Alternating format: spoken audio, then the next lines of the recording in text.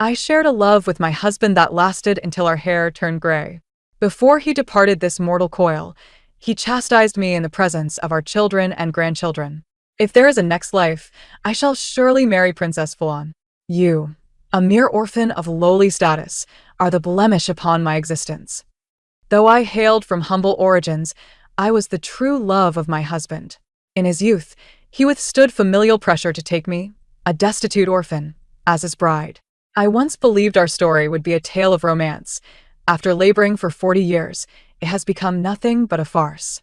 Upon reopening my eyes, I found myself returned to 40 years prior. It was on the day I fled famine and first encountered Chu Huaiming. I stood before the brothel madam in tattered clothing, allowing her to appraise me, intent on selling myself into a courtesan's life. Gaining entry would ensure a full meal, a necessity more vital than anything else for one on the brink of starvation. Purity and reputation are matters only the daughters of noble families possess the luxury to contemplate. Yet it was during my desperate sale that I encountered Chu Huaiming. One of his friends remarked, "Why is it that even the foulest beggar can enter? Truly, this sullies the ambience of this place." Thus, I was expelled by the madam, but Chu Huaiming apologized on behalf of his friend and gifted me a handful of silver, allowing me to survive that winter. In due time, I repaid him 100-fold and regarded him as my benefactor. He knew my past better than anyone, yet in his final moments, he chose to humiliate me before our descendants. They, too, were swayed by his words, disregarding years of shared affection and nurturing. They cast me into a pigpen, disposing of me in a mass grave, while they celebrated with gongs and drums, arranging a ghostly marriage between Chu Huaiming and Princess Fulan. Soon it would be time for my first encounter with Chu Huaiming. I wished to avoid the path of my former life and resolved to turn away. However, the madam did not pursue me with the same urgency as in my past. Instead, she called for others to bind me. This yellow-haired girl is undoubtedly a beauty in the making. She must not be let go. With proper training, if she fails to comply, I'll simply put her up for sale. Regardless, I shall incur no loss. 2. I fled desperately, pursued by the enforcers of the brothel. After enduring a few blows, I finally found the butcher shop from my memories and darted inside to hide. The butcher was still busy chopping meat. I claimed I had no money to pay, yet they insisted on forcing me into a life of degradation, prompting the butcher to hasten his work. His large frame and dark skin made him appear fierce at first glance, and he looked even more intimidating when enraged. The enforcers dared not approach him, opting instead to search for me elsewhere. Once they departed, I emerged to express my gratitude and offered to help him earn money. He embedded his cleaver into the chopping board and stepped closer, questioning me. "Are you jesting? Whose little girl are you? So audacious." Undeterred by his demeanor, I fervently promoted myself. When he heard that my entire family had perished, leaving only me, he showed a flicker of compassion. "If you truly possess talent, I shall provide you with a meal." Thus began my residency at the butcher shop, aligning with the scorn they had heaped upon me in my past life. I returned to where I belonged. Under my astute management, the butcher shop flourished. Helanyi grew increasingly warm towards me, constantly inquiring if I wished for more to eat. Under his generous care, I gained considerable weight, becoming healthier than ever, even surpassing my plumpest days in the Chu household. Being favored by Chu Huaiming, my appearance was evidently commendable. Coupled with my diligent efforts at the shop, my industrious nature became apparent. Shedding the emaciated look, suitors soon began to express interest. Despite my rejections, it proved futile, and this time, they brought a suitor directly to me for inspection. I grasped Hilanya's hand, smiling subtly. My journey was to seek my fiancé. He, feeling bashful, maintained that before marriage, he referred to me only as a sister, leading to misunderstandings. Helanyi appeared uncomfortable. I whispered to him, "Please assist me. We must work together to expand the butcher shop." He momentarily set aside his reluctance, even taking my hand in his. Suddenly, a noise from the alley behind us caught my attention, revealing a hurried figure retreating. Likely another would-be suitor who had retreated upon realizing the difficulty of the task. The following day, news reached me that Chu Huaiming sought the hand of Princess Fulan. As I was occupied with the shop's accounts, I muttered, "How surprising, so late." I had anticipated Chu Huaiming would be eager to propose to the princess, especially since in my previous life he had been deeply enamored with her until his death. Even his descendants remembered his profound affection, allowing them to reunite as a couple in the afterlife. 3.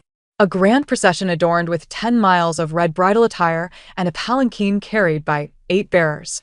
Everyone praised Chu Huaiming for his genuine love for Princess Fulan, asserting that he had bestowed upon her all manner of honors. I recalled my own meager wedding in my past life. As He Lan Yi feigned agreement with the praises of others, I whispered, "Do not believe such fanciful tales." The 10 miles of red bridal attire were provided by her family, and the princess's dowry has no connection to Chu Huaiming. This man truly knew how to embellish his own image. He Lan Yi appeared astonished. Is there such shamelessness? After hearing further accolades for Chu Huaiming, he struggled to continue his compliance. He tugged me inside, quietly asking, "Do you know the groom? Why do you seem to harbor dislike for him?" How could I know such a prominent figure? He Lan Yi continued, "It matters not if you do know him. If you claim to bear a grudge against him, I shall refrain from mentioning him in your presence." His sincerity was apparent, yet I could not voice my true feelings. I merely recalled how I had been ridiculed when I entered the city. His face darkened, and he erupted in anger. He is truly despicable. Business was bustling, leaving little time for private discussions. He brought up the events of the previous day. His dark complexion made it difficult to perceive when he blushed, yet his awkward manner of speaking revealed his discomfort. "Sister, if you speak of this publicly, what will you do when you genuinely find someone you care for? Affection cannot sustain one." I had meant what I said upon our first meeting. Our relationship was not one of mutual affection, but rather a partnership in life. He Lan Yi did not acquiesce to my suggestion, yet he no longer resisted my use of him as a shield. Until the day Chu Huaiming came to seek me out. Clearly newlywed, yet dark circles marred his eyes. He commanded his servants to drag me from the butcher shop and bluntly inquired, "Why did you not go to the brothel?" His words revealed he too had been reborn, igniting a fury within me that made me wish to strike him down. I dusted off my garments and stood tall, responding with dignity, "I am a poor woman, fortunate to be rescued by my husband and thus spared from peril." Chu Huaiming was visibly agitated. "Husband? You mean that dark, unattractive butcher?" He Lan Yi was not ugly. He had striking eyebrows and bright eyes, though he was somewhat darker and stockier. His name itself hinted at foreign lineage, which did not endear him in the capital. "Pray, mind your manners. What concern is it of yours what my husband is like? You dare claim this has nothing to do with me?" Chu Huaiming charged forward, knocking aside his servant to shield me behind him. "I am the head of the household. If you have matters to discuss, address them with me, rather than targeting a defenseless woman." His gaze fell upon our clasped hands, and in anger, he laughed derisively, saying, "If you come to me now, I may choose to overlook this transgression." I was perplexed as to why Chu Huaiming sought me. He had already wed Princess Fulan, seemingly rectifying the regrets of his past life. Why return to me? Even if he intended to offer me the position of a concubine, it should have been at the beginning of my arrival in the capital. Now, 2 months had passed, and the opportunity had long since waned. For He Lan Yi brandished his cleaver at him, shouting in fury, "What do you think you are?" He is a butcher by trade, skilled at slaughtering pigs, and had arrived wielding a bloodied cleaver, looking as if he were ready to fight at any moment. Yet, Chu Huaiming showed no fear. "I am the heir of the Duke of Dingyuan. If you deliver her to me, I shall forgive this affront." The Chu family indeed held a title, yet in my previous life, Chu Huaiming had not been the heir. I could not discern whether he was lying or had usurped the title upon his rebirth. He Lan Yi gripped my hand tightly, raising his voice to confront him. "Does being a duke's heir grant you the right to seize another's wife? There lies a street of brothels next door, frequented by many dignitaries and nobles. There are those of even higher status than the Duke of Dingyuan." Noticing onlookers gathering, Chu Huaiming's arrogance quickly dissipated, leaving him to utter a harsh remark. "She bears the face of a calamity. Being with you will only invite endless trouble. Better to send her to my residence, where my benevolence may grant her a chance at life." He disregarded the fallen servants and departed amidst He Lan Yi's furious curses. He Lan Yi cast me anxious glances, rolling up my sleeves to reveal bruises on my wrists. "I have arrived too late. You have suffered unjustly. I shook my head but remained silent. I was adept in business and aware of certain future events. My partnership with He Lanyi had already begun to thrive. Yet Chu Huaiming's sudden interest had disrupted everything. My mind was in disarray, and I hardly noticed that He Lanyi had yet to release my hand. Until he proposed, "Shall we marry?" I was jolted from my reverie, staring at him in astonishment. His earlier words echoed in my mind. "We must work together to expand the shop." He smiled at me, appearing somewhat carefree. "Even if it costs me my life, I shall protect you." Lacking education and skills, I understood that a man who could not even safeguard his own wife was less than a beast. The anxiety regarding Chu Huaiming's rebirth was replaced by a bewildered amusement. I teasingly inquired, "Do you have feelings for me?" His dark face flushed instantly. I felt a hint of shyness in his gaze, yet I readily agreed. Chu Huaiming was acutely concerned with his reputation. He could never resort to kidnapping another wife. Marriage would serve as the perfect shield, allowing me to help him avert the impending disaster. Moreover, he hails from humble beginnings, possessing a warm heart yet lacking in wit, rendering him easily manageable. He will not, a century hence, proclaim my unworthiness, nor become the next Chu Huaiming. The matrimonial affairs of common folk are conducted with simplicity. A piece of red cloth and a banquet table suffice to conclude the event. However, under my stewardship, the butcher's business flourished. He Lanyi also found himself with a modicum of spare coin. Remarkably, he undertook the arrangements for our wedding with a certain decorum. I prepared my dowry in the rented abode, while he rode a borrowed horse to fetch me. The ordinarily clad man donned a ceremonial robe, meticulously adorned, and appeared extraordinarily handsome. In my heart, I silently refuted Chu Huaiming's assessment of him. He Lanyi was undeniably pleasing to the eye, he merely lacked vision. Yet, upon smiling, all elegance fled. Grinning widely, he inquired, "Sister, do you think I look handsome today?" I played along, praising, indeed, the most dashing young man for miles around. His grin widened, and I feared I might burst into laughter, hastily lowering my veil. The gallant steed paved the way, with a crimson sedan chair trailing behind. He Lanyi radiated joy. Yet fate conspired against us, as we unexpectedly encountered Chu Huaiming on horseback. He obstructed our path, forcing the sedan chair to a halt. "Oh, how festive this is," he remarked with a sardonic tone. I discerned his identity amidst the pointed jibes. How could he be here? Fortunately, he was accompanied by others, seemingly merely out for a ride. Having delayed our auspicious moment, he soon departed. I muttered a curse under my breath, tinged with a hint of regret. This lifetime's marriage was, in truth, more elaborate than the last. After all, I was the woman who had nearly severed ties with Chu Huaiming's family, compelling him to marry me through threats of death. Aside from a small sedan chair, there was only a half-open side door. No guests, no rush for makeup or wedding gifts. He Lanyi had personally ventured into the mountains to procure 2 large geese for me. After simmering them, the flavor was exquisite. It was also He Lanyi who taught me that the disparities between individuals can be greater than those between man and dog. Missing the auspicious moment left me with an unsettling feeling. Yet, with Chu Huaiming having exited the city, I hoped he would not cause further trouble. He Lanyi and I exchanged vows in a simplified ceremony, wary of any potential disruptions. Ironically, the more one fears something, the more likely it is to occur. Just as the elderly tofu vendor next door had called for us to bow as husband and wife, a group armed with knives burst in. Leading them was a striking woman, her demeanor fierce.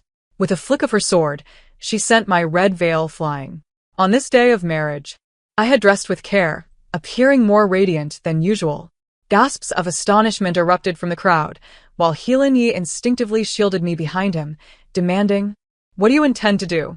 The woman raised an eyebrow, her expression a blend of amusement and undisguised disdain for me.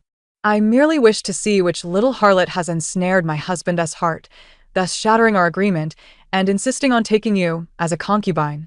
Her words dripped with venom, revealing her intense animosity towards me. I quickly deduced her identity. Princess Falon, the newlywed of the Chu family. I circumvented He Lanyi, retrieving my fallen veil and brushing off the dust. "I do not know your esteemed husband. Besides, if such a thing were true, would it not be preferable for me to marry?" Why then must you ruin my wedding? Princess Fulan retorted, that cannot be. I owe him a life. And having made a promise, I must fulfill it. I cannot allow you to wed another. Their debt of gratitude must be repaid with my life? What kind of logic was that? With a wave of her hand, her entourage surrounded me, intent on forcibly seizing me. On this joyous day, Healing grasped a butcher's knife once more. I pressed his hand down, shaking my head at him. Do not act. If you do, it will be our fault. She was a royal princess, while we were but commoners. Should any harm befall her, all blame would rest upon us. The neighbors who had come to celebrate had already scattered in fear. My own dispatched people mingled among the crowd. Healing held my hand, concern evident in his eyes. I pried his fingers away, resolutely stepping forward, whispering to him, trust me, no matter what, do not approach. I stood before Princess Fulan, allowing her to scrutinize me with disdain. As a concubine, you should not be clad in vibrant red wedding garments. Someone, strip her of her bridal attire. She intended to humiliate me, and 2 attendants advanced to pin me down, ready to tear at my clothing. A slip of my shoulder revealed a glimpse of white. Healing charged forward, wielding the butcher's knife. His fierce countenance startled the attendants holding me down. Though I knew he only wished to rescue me, I could not help but pinch his arm. Did I not say, no matter what, you must not approach? He replied in a low, stifled voice, you are my wife. I must protect you. I did not comprehend the intricacies of their world, nor did I wish to survive by relying on the whims of a woman. Sister, I cannot endure this indignity. However, even if I and he were to fight back, it would merely result in a drop of blood staining her pearl-embroidered shoes. Under the intimidating gaze of the princess, the attendants advanced once more. I pushed Healing away, threatening them, you wish to make me a concubine to serve your master? If that is the case, I shall be one of your household's women. Should he learn that you harmed me today, who knows whether he would tolerate you? Princess Fulan had just mentioned how much Chu Huaiming desired me. Realizing this, they hesitated, unwilling to act further. The princess kicked each of them, stepping forward to strip me of my garments herself. Yet, she was thwarted by her own arrogance. Step aside, this princess will handle it herself. She had trained in martial arts, while I had endured much hardship during my flight from calamity. Overpowered by her strength, I had no choice but to submit to her whims. I had only heard of men abducting brides, never of their wives doing so on their behalf. The princess's actions raised suspicions about whom this concubine was truly meant for. My words stymied her. Gripping my clothing, she expressed her disdain by turning away. My wedding robe hung loosely upon me. Had I been a lady of noble birth, I would have been compelled to take my own life in shame to preserve my reputation. Fortunately, I was not. I was willing to sacrifice anything to survive. Meanwhile, Healing maneuvered behind the princess, raising the butcher's knife. In the next instant, a whip cracked through the air, striking Princess Fulan's arm. A voice of reprimand followed. What audacity! How dare you act recklessly beneath the emperor's gaze? Before Princess Fulan could register her pain, she spotted a familiar face. With a gasp, she fell to her knees. Your Highness, I did not intend to disturb you. I was merely disciplining an unruly concubine. Princess Chonlu raised an eyebrow, her expression tinged with disdain. I was unaware that my people had become your concubines. Dismounting, she removed her cloak and draped it over me. I was inclined to believe that Chu Huaiming would not cause any further trouble today. However, relying on the character of others for my safety was the most futile of strategies. My demise in my previous life stemmed from placing too much trust in Chu Huaiming. Just as he rescued Princess Fulan and forged a bond with her, I too would seize the opportunity to ascend to nobility. The princess swiftly dismissed Fulan, then plucked a hairpin from her hair and inserted it into my disheveled locks. A little adornment for you. I tightened the cloak around me, awkwardly enduring the princess's reprimand for not inviting her to the wedding feast.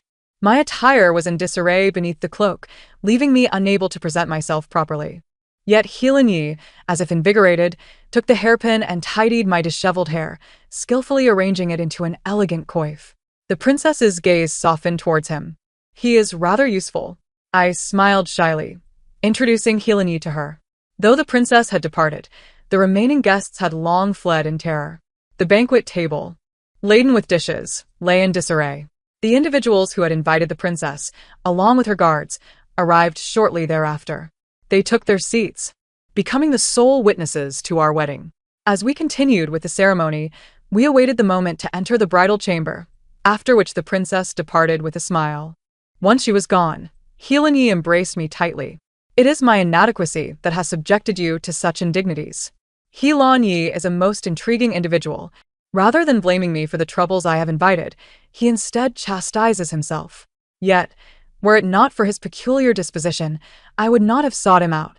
I patted his back, a smile gracing my lips as I reassured him, "Do not worry, my dear husband.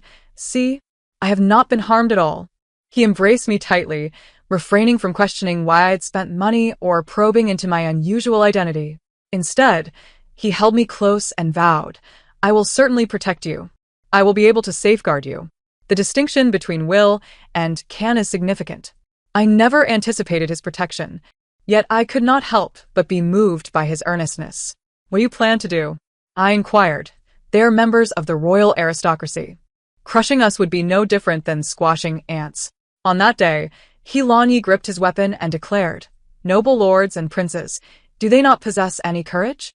The surname Heelan, upon first hearing, seems quite elegant, yet in foreign tongues, it translates to horse. Heelan, wild horse. That day, I caught my first glimpse of his ambition, accompanied by a profound sense of clarity. Who was born a royal aristocrat by nature? Why must there always be those who tread upon me, humiliating and belittling me, exhausting my worth while regarding me with disdain? If someone must stand atop, why should it not be I? Ambition burgeoned wildly within me, yet reality remained unforgiving. After the ruckus caused by Princess Fulan, our neighbors, who had come to partake in the feast, were eager to distance themselves from us. Those who once feasted with us no longer dared to show their faces. The butcher's business plummeted, with even the prospect of selling it leading to price cuts. The commoners do not engage in conflict with the authorities. A stark truth that materialized before my eyes. I removed my hairpin and spoke to Heelan. "If you trust me, grant me 3 days, and I shall resolve this matter." I came to rescue him, not to drag him into the mire. Even though the actions of Chu Huaiming and the princess were entirely unforeseen, I could still protect him. Upon hearing my words, Heelan's expression darkened. "At worst, we can find another place to survive. Do not subject yourself to such trivial grievances." I chuckled, playfully tapping his chest. "Where are your thoughts wandering? If I truly intended to submit to you, why would these troubles still linger?" He grasped my hand and slipped it beneath his clothing. Through his taut muscles, I could feel his heart racing. The red candle still flickered, casting a warm glow upon my cheeks. "This is a sentiment I should express," I said. "Trust me. I can resolve this matter and protect you." In the warmth of the silk tent, a moment together is worth 1,000 pieces of gold. I knelt against him, half my body resting upon his, teasingly proclaiming, "My dear husband, it seems we ought to make up for our wedding night." In that chaotic day, my mind had been too troubled to contemplate such matters. He, despite his teasing demeanor, was more restrained than those self-proclaimed scholars of virtue, treating our union as mere pretense, daring not to touch me. Fortunately, I was no novice. I seized the initiative, finding greater comfort than I had in my previous life of several decades. Afterward, I nestled in his embrace, my fingers tracing his waist and abdomen. Heelan's breath was low and heavy, tinged with a hint of impatience. His once rough voice now sounded almost plaintive. "Rest well, please do not touch." I feigned innocence as I gazed at him. "If you feel wronged, you may also reciprocate." He did not respond, and I continued my playful antics until his hands encircled my waist, finally unable to restrain himself. He demonstrated everything I had just taught him. Ultimately, he exhausted me, while he seemed invigorated. I had initially intended to feign unconsciousness, yet now I genuinely felt faint. Thankfully, I was healthier than in my past life, and by deliberately appearing weak, I would awaken sooner than he anticipated. That night, he arose and departed, and I too left a note behind. Heelan was initially illiterate, but he was astute. I had only taught him for a little over a month, yet he could comprehend simple notes. Alas, in my previous life, 3 days later, At the Maple Appreciation Banquet, I was a member of the princess's entourage, while he served as the personal guard to the prince. We exchanged glances in the princess's residence, both our faces etched with confusion. He Lanyi towered over others, his distinctive dark complexion standing out. The princess spotted him at first glance and inquired about the situation. I too was at a loss. Who could have anticipated this? In this world, even if the poor wished to serve, they could not find suitable avenues. Who would dare to believe that he Lanyi would resolve my troubles? He immediately secured a position as the personal guard of the Duke of Dingyuan. Even if Chu Huaiming still desired to pursue me, his father would oppose the match. One could simply slap him and send him off to play elsewhere. The princess quickly grasped the underlying significance, raising an eyebrow with a smile. Your judgment is commendable. Yet, the next moment, her smile faded, and with a pointed remark, she added, I only hope it remains so year after year, without any change of heart in the future. For that would be truly heartbreaking. At merely 32, the traces of time were already visible at the corners of her eyes. I wished not to touch upon her sorrows. Thus I maintained my silence. Yet, there were those who, oblivious to the unspoken cues, insisted on ingratiating themselves with the princess. Ironically, they lacked the ability to flatter, uttering only unpleasant words. The scenery of the princess's residence was indeed delightful. The maple leaves here were redder than elsewhere, and she still possessed her charm. She nudged the man beside her, and a youth of about 16 or 17 stood forth, with rosy lips and white teeth, smiling innocently at the princess. He bore a slight resemblance to the deceased prince consort.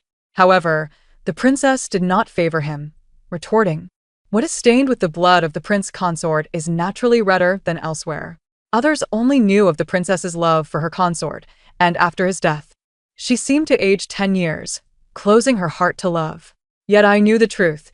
The prince consort had died by her hand, in a most tragic manner. This was indeed an unwise topic to broach. The princess, with her myriad of graceful gestures, continued to smile, yet her presence frightened them to their cores. Finding it dull, she commanded that they be taken away and whipped 30 times. The guests gasped, the atmosphere plummeting to an icy chill. Even the prince was compelled to appease the sister of his, coaxing her repeatedly. It was during this time that he Lanyi approached me. Are you now following the princess? I parroted back. And are you now with the prince? He replied tersely. I had inquired around. The prince was the most feared by the Chu family. When I offered myself as a servant, he noticed my stature, though I lacked martial skills, yet possessed innate strength. Thus he kept me by his side, and even secured a master for me. His words carried a certain literary flair, likely a result of his daily exposure to the sycophants around the prince. Yet I understood the psychology of those around him. They would not regard him with any particular esteem. If there was anything about him that the prince valued, it was probably his straightforwardness and loyalty. However, on the other hand, it could also be interpreted as naivety and gullibility. The prince is not a good man. Be cautious around him. If the opportunity arises, you may leave the royal residence. I can take care of you. I even mentioned that the princess was no virtuous soul.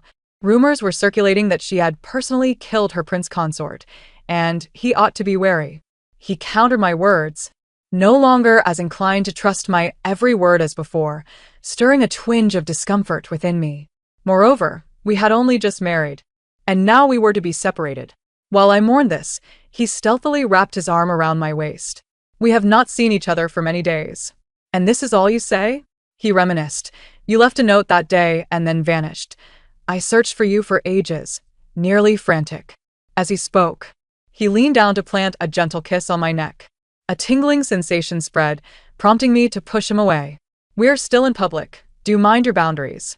I glanced around, noting that there was no one nearby. He leaned in for another kiss. I was uncertain whether to inform him that both the prince and princess had hidden guards, quietly observing every potential threat around them. I was aware, and so was he. I could not fathom how many eyes were concealed in the shadows, watching us. I chose not to divulge this awkward circumstance to He Lanyi. However, as soon as he returned, he was teased by the prince. You are quite the flirt. You dare to act recklessly in the princess's residence? If the elder princess finds you displeasing and directly demands your life, I would be utterly powerless to assist you. He Lanya's neck thickened, and his face flushed crimson as he stared wide-eyed at him, asking, "How does your highness know this?" Ah, he was indeed aware of the secret guards. I stifled a laugh, too afraid to look at him. After He Lanyi stammered to clarify our identities, he managed to avert scandal. However, the crown prince insisted on having him introduce me. He only wanted to ensure my protection through He Lanya's allegiance as his personal guard, and thus, he readily acquiesced. Upon seeing my face, the crown prince paused momentarily before chuckling teasingly. "You two do not seem particularly well matched. He Lanyi is indeed fortunate." I pressed my lips together, unable to muster a smile. He Lanyi nudged my waist, prompting me to bow and express my gratitude. He stood there grinning foolishly. "Yes, marrying my wife is my greatest blessing. In the future, we should interact more. It would be beneficial for your wife to reside in the royal palace, where it is safer." He continued to grin, ready to respond. I elbowed him lightly. "The princess finds me useful.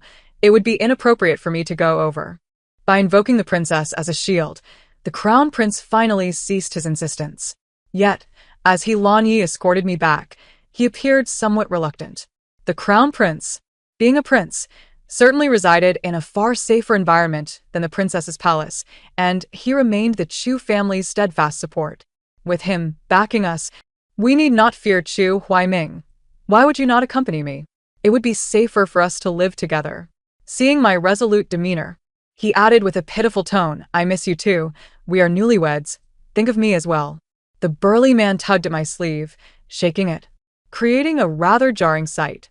My lips twitched as I reminded him of the secret guards. He stiffened, awkwardly retracting his hand, clearly having forgotten the matter entirely. Today, numerous guests were invited. Princess Fulan and Chu Huaiming also received invitations. Delayed by some matter, they arrived an hour late. As they sought to present their gifts to the princess, they stumbled upon us engaged in a playful tug-of-war. "What are you doing here?" Chu Huaiming exclaimed in astonishment, as if I were destined to languish in the shadows, waiting for him to rescue me. Princess Fulan, noticing his lingering affection for me, expressed her discontent. "In the princess's palace, how can you behave so shamelessly? Do you require me to bring a bed over for you to perform a live show?" She was particularly vexed by Chu Huaiming's attitude towards me, eager to engrave the notion of my being a fallen flower into his mind. A flicker of displeasure crossed Chu Huaiming's eyes as he questioned me. "You truly have submitted to him? Have you lost your mind to engage in such self-deprecating behavior? Have I ever wronged you?" I glanced at Princess Fulan, reminding him, "The princess is your wife, and I hold no interest in the Chu family. I kindly ask you to maintain your decorum and refrain from speaking foolishly." I not only did not distance myself from He Lanyi, but instead intertwined my pinky with his. "Come, the maple leaves are turning red. Let me take you to enjoy the scenery." We turned to leave, yet Chu Huaiming refused to let go. He stepped forward, grasping my empty hand forcefully, attempting to pull me into his embrace, as he had done countless times before in our past life. After all, we had once shared a deep bond. How could we be devoid of feelings? Regrettably, all I felt now was revulsion. He Lanyi drew his blade, pressing it against Chu Huaiming's arm. "It is you who should be embarrassed." His face contorted with rage. Ready to strike, he growled, "Let go." Startled, Chu Huaiming released me, muttering to salvage his pride, "You are merely a servant to the crown prince. Do you truly believe yourself to be something formidable? Power is the finest elixir." Those who once risked their lives merely to tarnish his shoes now seemed capable of claiming his life. Yet what is power, built upon fragile foundations? He approached the crown prince, directly expressing his desire for He Lanyi. He Lanyi and I were summoned before the crown prince. He flicked a jade bracelet in his hand, the sound echoing, instructing his attendants to repeat his words, and then asked, "He Lan, what do you believe I should do? You both are my right and left arms. This truly puts me in a predicament." A frown crossed his face, yet his gaze was fixed upon me. He awaited my response. He Lanyi had not anticipated such convolutions. He thought that by aligning himself with the crown prince, he would find himself secure. In truth, his actions were already more decisive than many, and he possessed both luck and capability to support him. Unfortunately, he did not understand that in the eyes of the affluent, lives are as cheap as grass. One or two, their hearts are quite tainted. With a grave expression, Hilanya's veins bulged as he clenched his jaw, stating, "I came to follow His Highness, not to sell myself to the royal palace." The moment those words left his lips, I knew there would be no easy resolution today. The crown prince chuckled lightly. Chu Huaiming smirked, his lips curling disdainfully while his gaze turned coldly towards He Lanyi, finally landing on me. His eyes filled with determination. 3 days would suffice for me to uncover the truth. On the day he rescued Princess Fulan, he did not propose marriage to her.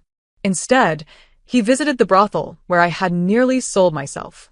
He commanded all the women in the establishment to come forth, inspecting each one but failing to find the one he sought. He was searching for me, but not on the day I had nearly sold myself. In that moment, I realized he intended for me to descend into the depths of degradation, only to rescue me afterward, thus fulfilling his vindictive narrative from my past life. Had I not fled, had I truly succumbed to the brothel, I shudder to think what a wretched existence awaited me. I stepped forward, stating, "If the prince does not wish to keep He Lanyi, the princess is in need of a personal guard." The crown prince paused his flicking of the bracelet, raising an eyebrow, intrigued. "Can you manage the princess's affairs?" It was merely a passing mention from the princess that I had retained. "I seem to have yet to hear you introduce yourself. I only know you as Hilanya's newlywed." I performed a deep bow before continuing. "I am the princess's advisor, having recently begun to accompany her." Until this moment, the crown prince remained unaware of my name. "So you are an advisor? I had thought you were a newly promoted maid. Your attire is rather plain.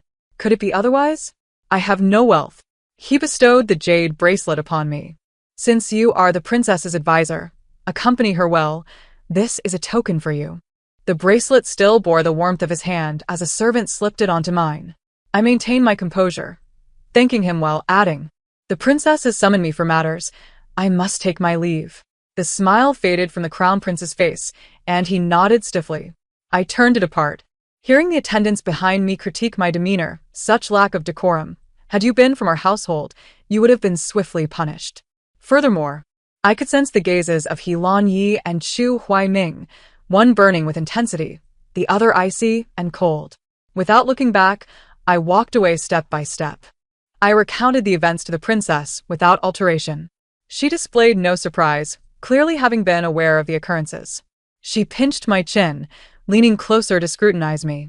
Suddenly, she burst into laughter, her beauty radiant and lively. "It seems you have yet to explain to me why Chu Huaiming has fixated on you. This is the 3rd time you have used me as a shield from disaster. You must share this amusing tale with me." I painted Chu Huaiming as a man driven by lust and disparaged the crown prince.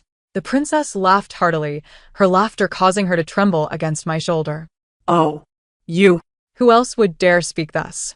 She recognized my words were not entirely factual, yet found amusement in them, thus refraining from further scrutiny. 3 days later, the princess's palace found itself in need of a guard. She effortlessly granted He Lanyi a chance at life. Not only did she not chastise me for my fabrications, but she also helped me to weave my lie into a tapestry of truth. Was she a good person? I could not say. I merely knew that many who occupy lofty positions have their hearts consumed by darkness. 3 days later, Chu Huaiming arrived at the princess's residence before He Lanyi. He obstructed my path, bearing the grim news of He Lanyi's demise. That foolish lad, refusing to submit to the crown prince, was brutally beaten to death. I do not object to your past association with him. As long as you return, I shall take you as my secondary wife and grant you the authority of the steward of the estate. How does that sound? He spoke with a hint of exasperation regarding Princess Fulan. Previously, I had been bewitched, entirely forgetting your merits. As for Princess Fulan, he furrowed his brow, expressing disdain. She is truly of no use. Princess Fulan pursued him, emerging to slap Chu Huaiming across the face. How dare you rush off? Were you eager to malign me to your little lover? She exclaimed. What makes me so unworthy? It was your desperate plea for marriage that led me to acquiesce. Otherwise, I would still be living my carefree life. You vowed to treat me well. Yet the outcome was that you brought me into your household only to cast me aside like a worn-out shoe? Chu Huaiming, you are truly a beast. The two fell into another heated argument. However, I had no time for their squabble. My mind was consumed by the words he had just uttered. What had happened to He Lan Yi? Did his death circle back to me? Wasn't I supposed to save him? Why must I tread the same path as in my previous life? He Lan Yi was brought to the princess's residence, his body drenched in blood, teetering on the brink of death. The scene was nearly a mirror of my past life, and I stared at him in shock for a long while. The physician at the princess's residence was willing to offer assistance, but shook his head with a sigh, advising me to prepare for the worst. I snapped back to reality amidst the physician's lamentations. There was no time to ponder whether my proximity to him was a blessing or a curse. I dashed towards the princess. She awaited my arrival. I dropped to my knees, prostrating myself, pleading, "Please, Your Highness, save my husband." This was my first time kneeling before her. Initially, I had treated her with the deference of a benefactor, not as a servant would to a master. But from this day forth, everything had changed. I begged until my voice was hoarse, my forehead bleeding from repeated blows. The princess smiled, affectionately pulling me to my feet, placing a small medicine box in my hands. "This is my life-saving elixir. It can bring him back even from the brink of death. Use it to save your husband. It will be more than sufficient. Once he recovers, we shall celebrate with wine." I bowed once more in gratitude before racing out. Trembling, I opened the medicine box along the way, clutching the pills tightly. The mixture would undoubtedly taste unpleasant as it coursed through my blood. I forced it into He Lan Yi's mouth, yet he refused to swallow. My mind was flooded with images of his near-death state in my past life, his breath fading, discarded like refuse at a mass grave. With little time to contemplate, I crushed the pills, using my tongue to push them down his throat, urging him to swallow. "You must survive. You absolutely must live. Only by living can you achieve everything. Did you not say that nobility and power are not inherent? If you possess such ambition, then live at all costs." The medicine may not have been miraculous, but it was surely effective. He Lan Yi's life was preserved. The princess had said to celebrate once he recovered. Yet, as he clung to life, I would join her in revelry. The strong liquor burned as it slid down my throat like a dagger. My stomach ached slightly, and my thoughts became sluggish. The princess sat beside me, refilling my cup. She took a small sip while I emptied mine in one go. Under such circumstances, I quickly succumbed to intoxication. She inquired about my relationship with Chu Huaiming. I recounted tales of relentless calamity, of family members perishing along the way, and how I found myself contemplating selling myself into a brothel, only to be rescued by He Lan Yi. I added that the brothel had recently been abuzz with activity, claiming that Princess Fu Lan had been deceived into a state of limping. Every word I spoke pointed implicitly at him, yet I refrained from mentioning his name. I was unsure why he held me in such regard. Perhaps it was due to his lustful nature. Everything had come too easily to him, and after encountering setbacks with me, he became increasingly invested. My explanations were plausible, aligning with what she had uncovered. "And what of your connection with He Lan Yi? Even in dire straits, nearly starving to death, with your talents, you need not rely on him." I feigned drunkenness, weeping openly before her, half-truthfully declaring, "He Lan Yi sacrificed his life for me. I must protect him. I must save him, in this life and the next." Seeing me utterly inebriated, the princess realized further inquiries would yield nothing. Believing she had me firmly in her grasp, she graciously arranged for me to be escorted back to my quarters. He Lan Yi, recovering in bed, was startled to see me return in such a state. He lunged at me, searching for wounds, and only relaxed upon finding none. With him atop me, I could not maintain my feigned unconsciousness. I retched violently, expelling the contents of my stomach before hoarsely telling him, "If you do not get off me, I shall be crushed beneath you." He hastily rose, yet the movement tugged at his wounds, causing him to grimace in pain. This left me anxious, needing to support him as I unsteadily helped him back to bed. I retrieved the medicine bottle, instructing him to undress. The nature of his injuries was rather delicate, causing He Lan Yi to flush crimson as he attempted to seize the medicine. "Just give it to me. I can manage." "You cannot see the wounds. What if you apply the wrong treatment and exacerbate the pain?" I insisted, still feeling lightheaded as I pressed his hand down. "Do not fidget. I am in discomfort too. Allow me to administer the medicine, and then I can rest peacefully." He complied, though his body felt as taut as a boiled shrimp. In truth, I harbored no ulterior motives. After all, his injuries only evoked memories of his tragic demise in my previous life. Yet after my bath, He Lan Yi enveloped me tightly, his warmth dispelling the lingering chill in my heart. He asked whether the princess had troubled me, and offered his apologies. He Lan Yi was not one to apologize. He had always been brash and carefree, rarely taking matters to heart. These past few days had transformed him into an entirely different person. I grasped his hand tightly, not delving into who had wronged whom, but instead said, "Thank you for seeking the crown prince on my behalf. However, we have both erred in one regard. Power is seized, not begged for. It cannot be acquired through submission or servility. No one is a fool. I rely on the princess, while he relies on the crown prince. We are merely quenching our thirst with poison. They shelter us while seeking to extract even more from us in return. We wish to use them as stepping stones, yet they too aim to drain us dry. Even cloaked in a veneer of benevolence, their contempt is palpable." That night, we conversed extensively, and it was not until dawn that we finally succumbed to sleep. Yet at the break of day, the princess summoned me. I hurriedly covered the dark circles under my eyes with powder and rushed to meet her. She greeted me warmly, seemingly unbothered by any prior difficulties. "You have presented me with quite the conundrum. Pray, listen to how the crown prince speaks of you." She instructed me to wait behind a screen. Before long, the crown prince was ushered in, followed by Chu Huaiming. Through the gap in the screen, I glimpsed their discontented expressions. He Lan Yi proved to be a resilient character. The princess's residence had indeed attracted an intriguing individual, though he was termed a counselor in truth. He was merely a companion kept for amusement. I had brought several such individuals for the princess. I wonder if she might consider parting with any? He called out towards the door, and a multitude of charming youths and maidens rushed in, each more exquisite than the last. The princess did not refuse, but pointed at Chu Huaiming and asked, "Are these for you, or for him?" Since he had brought them, they must surely serve a purpose. The crown prince openly acknowledged this, surprising the princess. "You are not typically of this disposition." The crown prince merely smiled in silence. I understood that Chu Huaiming held far too much information about the future. It would be a simple matter for him to curry favor with, or even win over the crown prince. After all, was I not doing the same with the princess?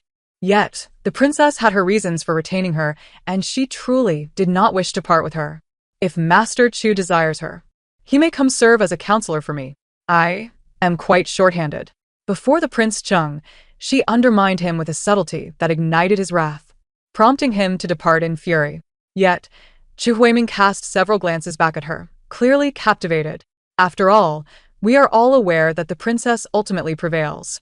As for Prince Chung, he finds himself relegated to irrelevance. Once they had left, the princess summoned me forth. You have truly made matters difficult for me," she lamented. "Difficult? Then refrain from complicating things," I thought, feeling a surge of frustration within, yet outwardly, I maintained an air of utmost deference. Once again, I knelt before her, expressing gratitude for her favoritism and vowing to dedicate my life to her service. The princess entrusted me with considerable responsibilities, delegating numerous affairs of the princess's household to my care. With the experience I had accumulated in my past life amidst the Chu family, managing a princess's estate was not insurmountable. However, to avoid arousing her suspicions, I feigned a state of disarray, frequently seeking her counsel. She then assigned Chu Huiming to work alongside me, an arrangement I had barely had time to protest before the spirited Fulan County princess approached me. She appeared far from the haughty figure she had once been at the onset of her marriage. Her eyes were shadowed, and she seemed considerably diminished in stature. Her demeanor was anxious and disconnected. Upon seeing me, she cast aside her previous sarcasm and instead inquired dryly, "Where's Chu Huiming? I must see him." The mention of Chu Huiming seemed to strip away any semblance of camaraderie from their initial meeting. It was as if she had been consumed by the imposing walls of the Chu residence, her vitality rapidly waning. I calculated the timeline. In my previous life, it was during this very period that the eldest brother's wife had conspired against me with Hilanya. Surely, Fulan County Princess would not have endured a similar experience. Given her esteemed position as the cherished white moonlight sought after by the Chu family, Would they have acted so decisively to eliminate me otherwise? Desiring to remain uninvolved, I allowed others to summon the very person I had recently dispatched on numerous errands, finally managing to excuse myself under the pretense of having urgent matters to attend to. I had hoped this would grant me respite from the impending turmoil. However, to my dismay, Chu Huiming entered unannounced. Omitting any glance in my direction as he affectionately called my name, "Have you finally come to your senses? What is Heilanya compared to what we could have?" Only then did he notice Fulan County Princess. "What are you doing here?" he queried. "If I hadn't come, how would I know that you two have been clandestinely entwined behind my back?" She seemed oblivious to the gravity of the situation, insisting on entangling me further with Chu Huiming, raising her voice to make their affair public knowledge. My vision darkened upon hearing her words. Could she not refrain from placing me in the midst of their marital discord? I acknowledged my poor judgment in my past life, yet I had resolved to amend my ways. Having just assumed the role of a titled lady-in-waiting, I knew many would envy my newfound authority. Should the events of today escalate, I would undoubtedly face more defiance. Fulan County Princess persisted in her relentless pursuit, seemingly intent on binding me irrevocably to Chu Huiming. As I adjusted my hair, I sensed her emotional instability and peculiar behavior. Regrettably, my limited understanding of Fulan County Princess from my previous life left me unable to discern her true intentions. I could only address Chu Huiming, stating, "I am now a lady-in-waiting of rank. Should you continue this ruckus, I shall not be the sole object of ridicule." The princess, ever generous, would undoubtedly offer a sweet reward following a scolding. Being registered as a sixth-rank lady-in-waiting was indeed her sweet reward for me, now that his reputation was at stake. Chu Huiming could no longer remain a passive observer. He swiftly grasped the county princess's arm, questioning her in hushed tones. "What do you intend to accomplish? Must we all suffer public humiliation? Whatever the matter, it is best discussed at home." Yet, Fulan County Princess was undeterred, insisting on escalating the situation. Word of the events had reached the princess, who sought to witness my embarrassment, bringing Heilanya along for the spectacle. He, still recovering from his injuries, limped toward me, eliciting laughter from those who observed. My heart ached at the sight, yet he greeted me with an unbothered air. "Sister, have you already taken on the role of steward? You are impressive. I always knew you had a sharp mind, and working in the butcher shop before was a waste of your talents." During the initial days of our marriage, he had awkwardly referred to me as his wife, but soon reverted to his previous manner. The butcher shop was still vacant. Perhaps when time permits, we could revisit it and consider leasing it to others. I glanced toward Chu Huiming, realizing that we would need the consent of the county princess and Chu Huiming himself to avoid causing a scene that would jeopardize our business. Heilanya, possessing a character that balanced simplicity with depth, deliberately broached unrelated topics, seeking to clarify matters on my behalf. I readily played along, allowing the farce to unfold. The events of that day had stirred quite a commotion. Their curiosity would surely cleanse me of any tarnish. Yet, this back and forth left a bitter taste in my mouth. In the aftermath, I requested Heilanya to train me in martial arts, while Chu Huiming, embarrassed, refrained from visiting the princess's residence for several days. The princess, incensed, dispatched me to investigate the situation. Was this not akin to willingly placing oneself in the jaws of a tiger? Thankfully, Heilanya, recovering well, volunteered to accompany me and was not declined. Although he had nearly perished, the princess showed no signs of embarrassment upon seeing him, instead teasing me with a smile. "You two appear to be quite affectionate, inseparable as ever." I smiled shyly, my cheeks flushed, unsure of how to respond. Once we boarded the carriage and departed the princess's residence, my expression turned cold. The princess aimed to manipulate me, intending to keep Heilanya tethered to Prince Chung, leveraging his precarious state to compel my subservience and acceptance of my fate. I could not ascertain whether her hand was behind Heilanya's injury, but it was evident she was using his life to force me into submission. The princess's estate, after all, was not a benevolent place. Heilanya took my hand and said, "Sister, do not be disheartened. We are merely going to enjoy their folly. Why be gloomy? We represent the princess's household. Even in his presence, we can mock him openly, and he will have to endure it." His words resonated well, although they bore no direct relation to my troubles. I felt an inexplicable lift in my spirits, eagerly anticipating this return to familiar grounds. The Chu residence had ensnared me for over 40 years in my past life, yet this was my first visit in this new existence. Having grown accustomed to the princess's abode, I returned to the place that had once consumed my life, discovering it to be rather unremarkable, lacking in grandeur and elegance. The Chu family, much like Chu Huiming, was flawed at its core. Upon our arrival at the Chu estate, we were warmly welcomed, but the moment we expressed our desire to see Chu Huiming, discomfort washed over their faces.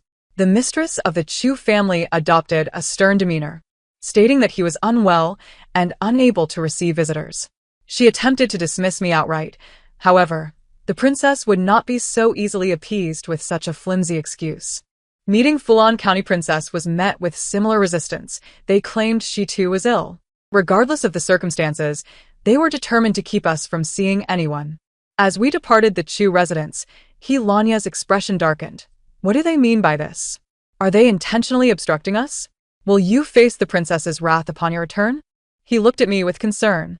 Shall I scale the wall to ascertain the situation? If we can deceive the princess, the rest will be manageable. The term deceive held a subtle connotation. No need. Your health is still precarious. I have a plan. We returned to the princess's residence, where I recounted the Chu family's dismissive attitude and added a few provocations. Their apparent indifference toward me mirrored a lack of respect for the princess. If Chu Huiming was indeed ill, then I would invoke the princess's decree and summon the imperial physician to attend to him. Holding the decree, I entered the palace to request the physician's presence at the Chu residence. The Chu family, upon seeing the palace eunuchs following me, appeared visibly distressed yet dared not obstruct my course. Thus, I finally encountered Fulan County Princess, whose neck bore the marks of strangulation, alongside the brooding Chu Huiming. What on earth is happening? The imperial physician assessed their conditions, prescribing medication while ignoring other inquiries. When I pressed Chu Huiming on why he had not visited the princess's residence and whether he intended to defy her, he remained silent. Just as I was about to take my leave with the physician, he rasped, "In Chun, I regret it. I truly regret it. Heaven granted me an opportunity, yet I failed to cherish it. I ought to have borne you into my home with great ceremony, compensating for the regrets of yore. Yet I did not." Perhaps he is aware of how despicable his actions appear and chooses not to elaborate further. The arrival of spring is the finest blessing my parents could bestow upon me. However, Chu Huiming disparages my name as rustic, likening it to that of a maidservant in his household, and upon our marriage, he bestowed upon me a rather pretentious name. Since then, my true name has remained a secret known only to the two of us. He does not regret his actions. Rather, he feels he has not gained the upper hand and seeks to continue exploiting me. My heart is filled with disdain, and I have no desire to engage with him. After departing from the Chu residence, I inquired with the imperial physician regarding the diagnosis. The physician revealed that both parties were afflicted with excessive liver fire, and the princess bore external injuries. There was no grave illness, though a fierce quarrel had indeed occurred. I was somewhat taken aback. In his previous life, despite his reckless behavior, Chu Huiming had never laid a hand on me.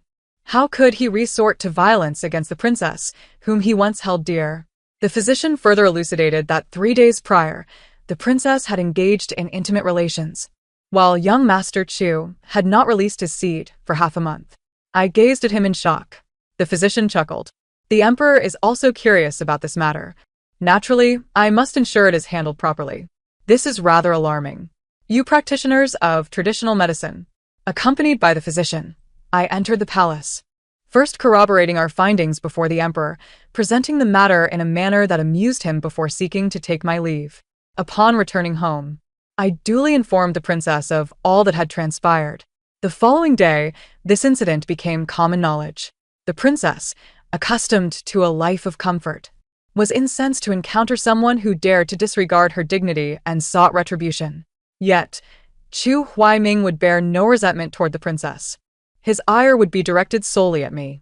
After several days of absence, he finally arrived at the princess's residence to hold me accountable. In front of a multitude, he approached, intending to seize my hand and take me elsewhere for discussion. But with a swift move, I executed a shoulder throw, sending him tumbling into the grass. In recent days, I had been training in martial arts with Helan Yi, and although I had yet to master any techniques, the strength I had gained from lifting pork was sufficient to subdue a frail scholar. I brushed off the dust from my hands, and Chu Huaiming glared at me with fury. How much do you loathe me to spread such matters, making them public knowledge? I regarded him with the eyes of one looking at a fool and squatted down to whisper, I am not curious about your affairs. In the end, hating the wrong person, loving the wrong person, how utterly pathetic. If you wish to comprehend the depths of my disdain, simply await further developments. I smiled subtly, a demeanor he was familiar with, reminiscent of my poised smile from our previous life. In his days, he displayed a mixture of obsession and regret, inquiring about my life following his demise in the past. I possess no inclination to reminisce with an adversary and turned to leave. Envoys arrived at the palace, delivering exotic fruits from the southern seas to the princess. She selected a sugar figurine crafted by a vendor and instructed me to deliver it to the emperor. Once again, I entered the palace to present myself, but I prostrated myself before him and voluntarily confessed to the crimes of the Chu household. How did you come by this knowledge? Because I despise the Chu family, I despise Chu Huaiming. The hatred of my past life endures into this one. We all serve someone, whether it be the reigning king, the princess, or the present emperor. Naturally, we align ourselves with whoever offers the most. The emperor is a foolish sovereign. Having favored corrupt officials in his previous life and ultimately being overthrown, a decree was issued for him to abdicate. Yet, such a man is generous with his resources and revels in chaos. Thus, I took the place of the favored eunuch from my past life, becoming the one to wield the blade, the first strike aimed squarely at the Chu family. Eunuchs leave no heirs, relying solely on the emperor. As a woman, I am but a rootless drifter, easier to control and devoid of the power to influence governance. This is my vulnerability, yet after I pledged my allegiance to the emperor, it transformed into my strength. As I executed the family, I stood before Chu Huaiming, who knelt under the oppressive weight of the imperial guard. With a swift motion, I severed his head. As the head tumbled to the ground, I declared, now you may understand the visage of my hatred toward you. Those who inspire hatred ought to perish. What is the point of dragging matters out? The blade reflected my face, half stained crimson with blood. I glanced at Princess Fulan, who, despite her trembling legs, refused to submit. I am a princess. Who among you dares to lay a hand on me? Where is the emperor? I demand to see him. He would never treat us this way. It is you. Everything is your doing. She pointed at me, unleashing a torrent of accusations. You harbor hatred born of love. You wish to force me to abdicate. I halted her nonsensical diatribe, placing the blade against her neck. Princess, young Master Chu is dead. What does love matter now? If you are so enamored with him and wish to accompany him in death, I would gladly oblige.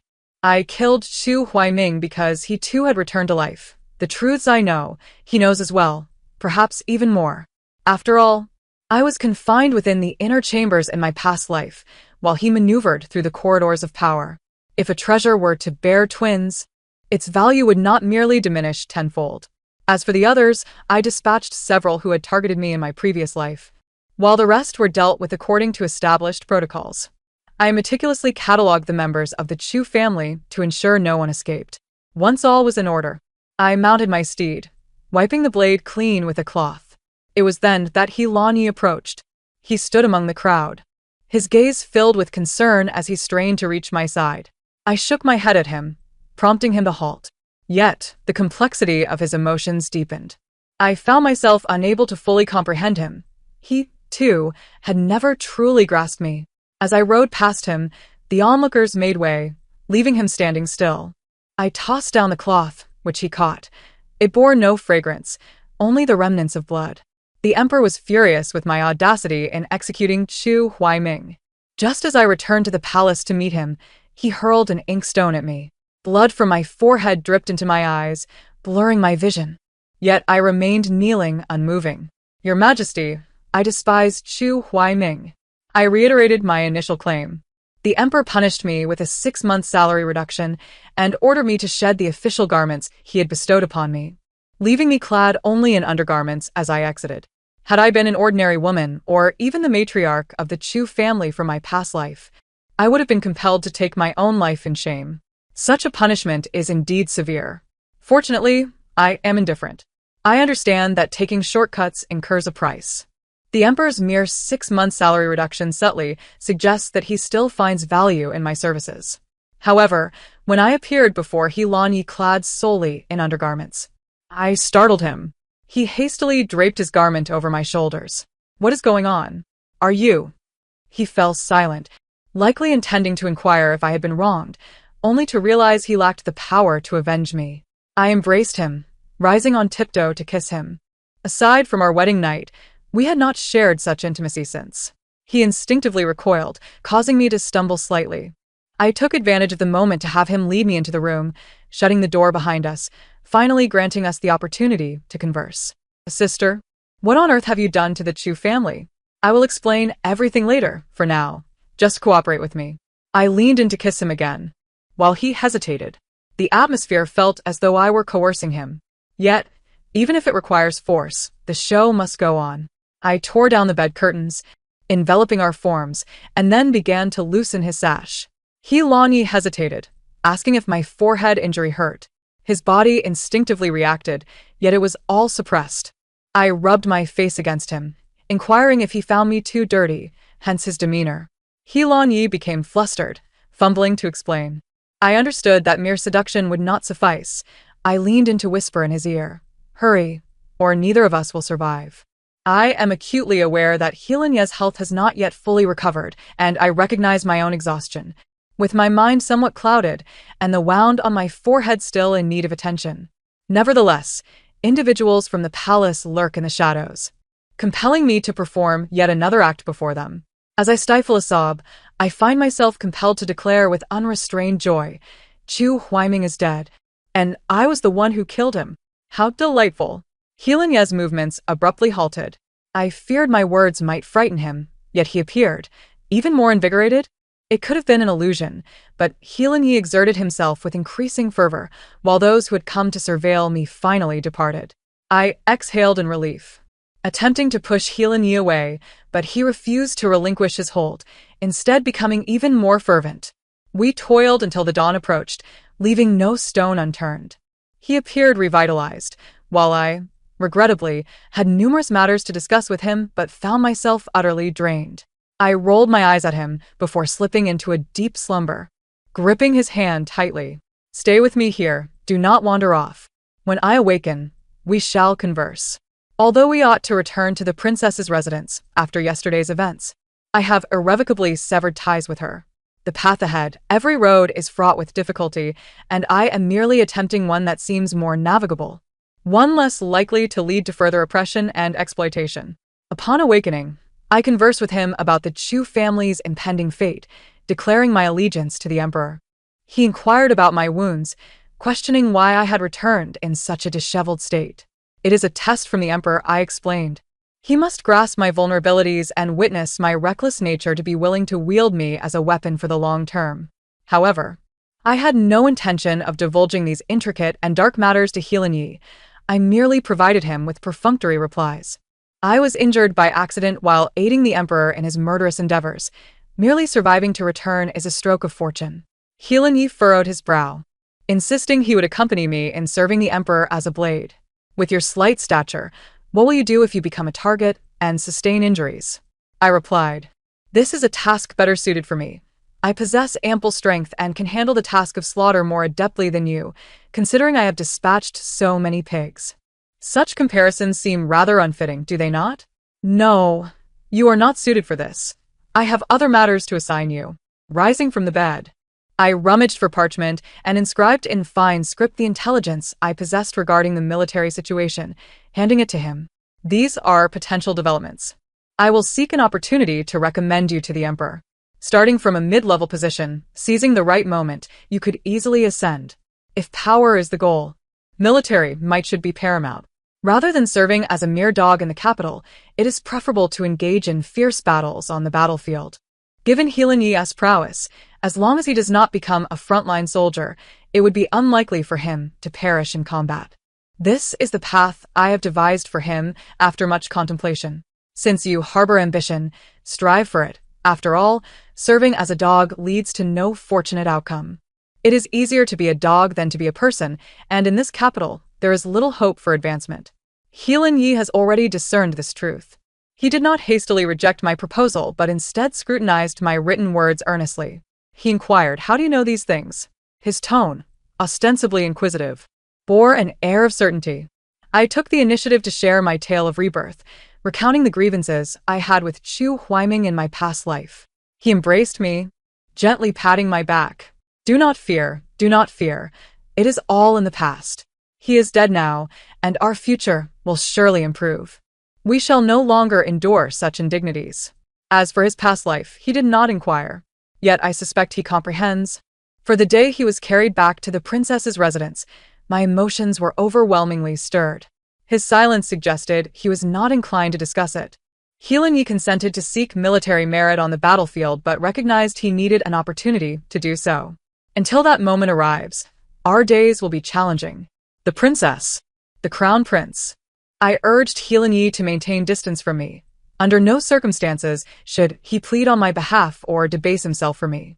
What followed was a protracted period of torment. The princess's gaze towards me evolved from initial rage to a more contemplative demeanor. I had thought she had chosen a commendable spouse, only to discover he was equally a wretch. He once vowed to die for her, yet now would not even beg for her. Perhaps, having narrowly escaped death once, he has grown to value his life more.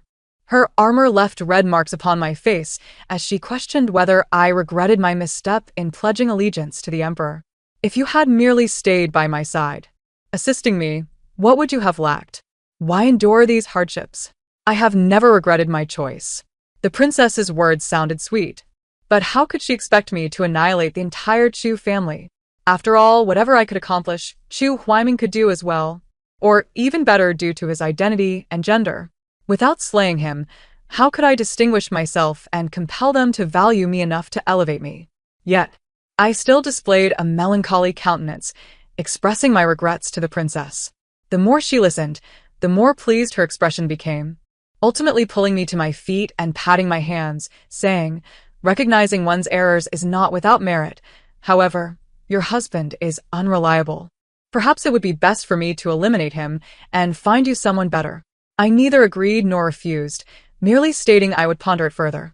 The emperor, unable to restrain himself any longer, summoned me to the palace once more. "Your relationship with Chong Lu seems rather amicable." I knelt before him, softly replying, "I am unworthy of such praise."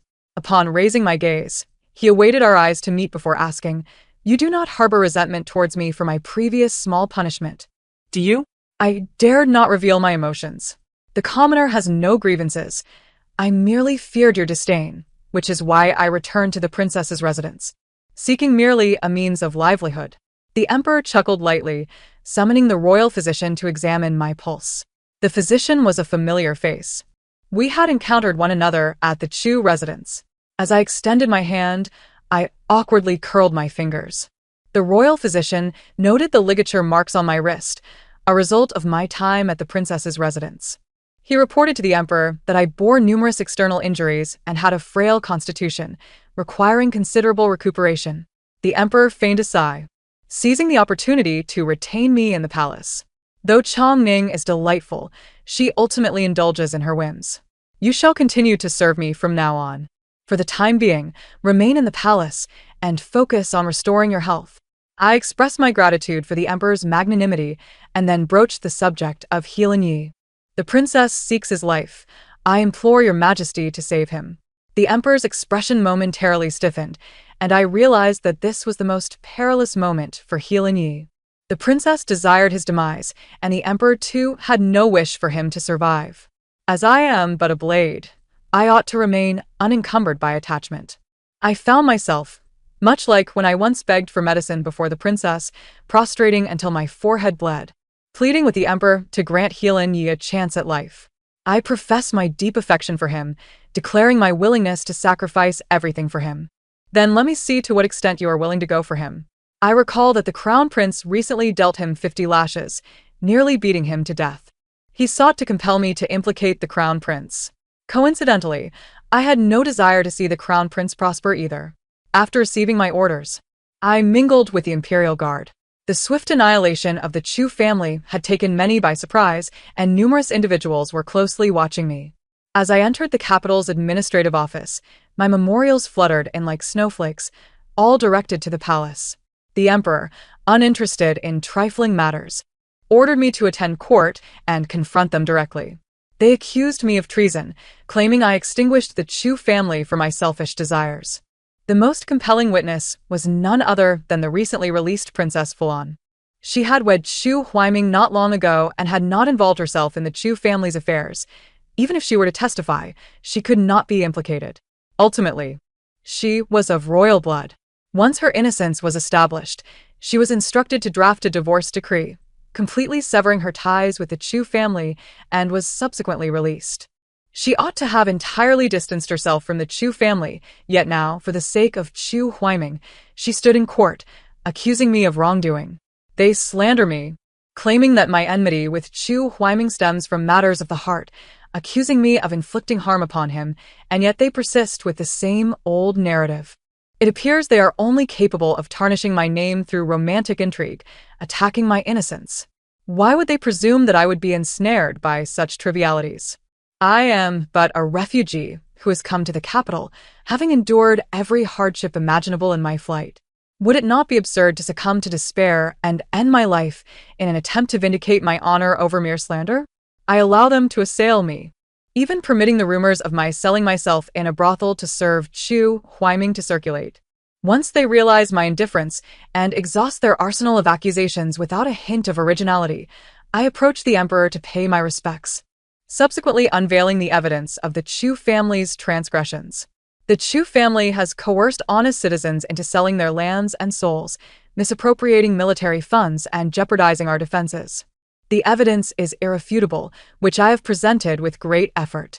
In my previous life, upon assuming control of the Chu family, I learned the extent of their corrupt dealings.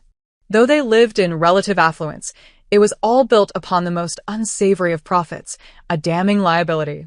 I toiled tirelessly, pouring my own resources into cleansing the Chu family's reputation. During this time, I was beset with worry, nearly losing my first child. When he was born frail, I spared no expense on the finest medicine and devoted myself day and night to his care, nurturing him to health. Yet, when he cast me into despair, he lamented having been conceived within me, asserting that a woman like Princess Fulan should have been his true mother. The memories of my past life weigh heavily upon my heart, yet they serve as my motivation to rise above. I serve the emperor and the Chu family, lacking in loyalty, virtue, and filial piety, has committed grievous offenses worthy of punishment. Since you all seem to have investigated my personal affairs so thoroughly, you must surely be aware of the Chu family's crimes as well. Or do you conspire against me to express your discontent to the emperor? I approached the princess and grasped her chin, stating, I killed him because he was guilty and deserved death. Pray, do not misunderstand, my lady, and speak only of matters that amuse. Just as your safe emergence proves my fairness, Princess, know that my animosity towards you is no less than that I hold for Chu Huaiming. The princess glared at me, her eyes ablaze, before spitting on me. It was not blood, but rather the unpleasant scent of vomit that accompanied her retching. I too felt the urge to gag. After she finished, she fainted, leaving our argument unresolved. Everyone else, seizing the opportunity, feigned concern for her, swiftly changing the subject. After all, they could not contend with me, and further debate would only lead to their own entrapment. The emperor summoned the physician to attend to Princess Fulan, who revealed that she was already with child. Everyone hastily assumed it to be the illegitimate offspring of Chu Huaiming. However, I recalled the secret the physician had disclosed to me after last examining Princess Fulan. Is this child truly of the Chu lineage?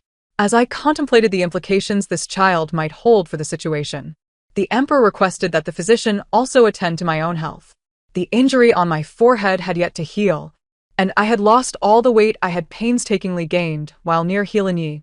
I initially believed the emperor's intent was to show concern for my well-being as he prepared to reinstate me.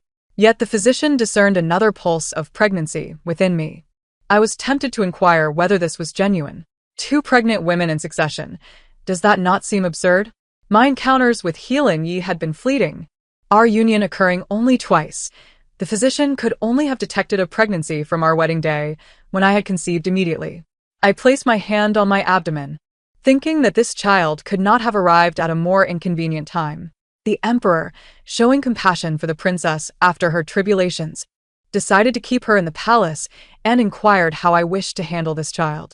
I perceived the emperor's gaze, one that suggested he was deliberately letting everyone know of this matter. The physician had been attending to my health daily. How could he only now discover my pregnancy? I feigned ignorance, requesting guidance from the emperor. He presented me with two choices: either terminate the pregnancy and execute Healing Yi, securing my place by his side as a tool for his use, or carry the child to term, while Healing Yi, known for his valor, would be sent to the battlefield for training. Should he emerge as a formidable weapon, or should he perish, it would not hinder my continued utility. Given the current state of affairs, it was evident that the emperor was in dire need of capable individuals, especially in the military, where he struggled to exert command. Thus, casting aside someone he neither favored nor intended to eliminate into the army was a sound strategy. I had previously made a promise to send Healing Yi to the military, and this was precisely the plan I was pursuing. Now that the emperor had broached the subject, I feigned deep contemplation before selecting the latter course. The emperor's demeanor remained impassive. Then let us send him away directly. You are newly pregnant. There is no need for unnecessary farewell. You need not bid farewell to Healing Yi. He stated that I was physically weak, so I need not trouble myself with goodbyes. Yet the matters concerning the prince were still entrusted to me. My pregnancy aligned with that of Princess Fulan. While she consumed nourishing medicines to safeguard her pregnancy within the palace, I busied myself gathering evidence against the prince. When she began to show, I stormed into the prince's residence and imprisoned him in the imperial dungeon. As she suffered through sleepless nights due to her pregnancy, I interrogated the prince within his confines, compelling him to confess. Our paths intersected only briefly, as I remained preoccupied with my own affairs. This night, Princess Fulan found herself restless due to her condition and, with the assistance of palace attendants, wandered near the imperial hospital. It was a rare chance for us to cross paths and engage in idle conversation. She, with her burgeoning belly, blocked my path. Let us converse. I had just crushed 7 of the prince's fingers and fractured 3 of his ribs. My body still bore the stench of blood from the dungeon, and I was too fatigued to keep my eyes open. There was little to discuss between us, my lady. Do as you please. I attempted to brush past her, eager to leave, but she called out to me, challenging me. Did you feel no remorse when you killed Xu Huaiming, despite his deep affection for you? Indeed, these were the tiresome, nonsensical words I had anticipated. I quickened my pace to depart, yet she continued. Before his death, Xu Huaiming entrusted me with a box containing predictions of future events. I had instructed someone to verify the contents, and to my astonishment, everything he claimed had indeed come to pass. I halted, casting a glance at the attendant supporting her, my mind brewing with murderous intent. But this was the imperial palace, and considering the princess's penchant for theatrics, the emperor likely already knew of these matters. I dismissed the thought of silencing her and asked what she wished to discuss. She shooed away her attendant and, extending her hand, sweetly said, "Support me. You haven't forgotten how to attend to others in your brief tenure as a minister, have you?" I had never served anyone, and at that moment, I could scarcely be bothered with her condescending remarks.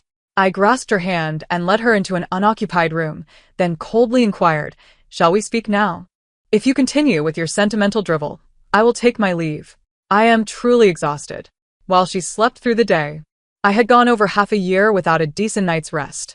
Princess Fulan regarded me not as an equal, but as someone of lesser significance, dismissing my threats. She persisted in her self-absorbed narrative, just as she had intruded upon my wedding day, attempting to abduct me to become Xu Huaiming's concubine. Now she recounted the intricacies of her relationship with Xu Huaiming, portraying me as the villain who shattered their exquisite romance.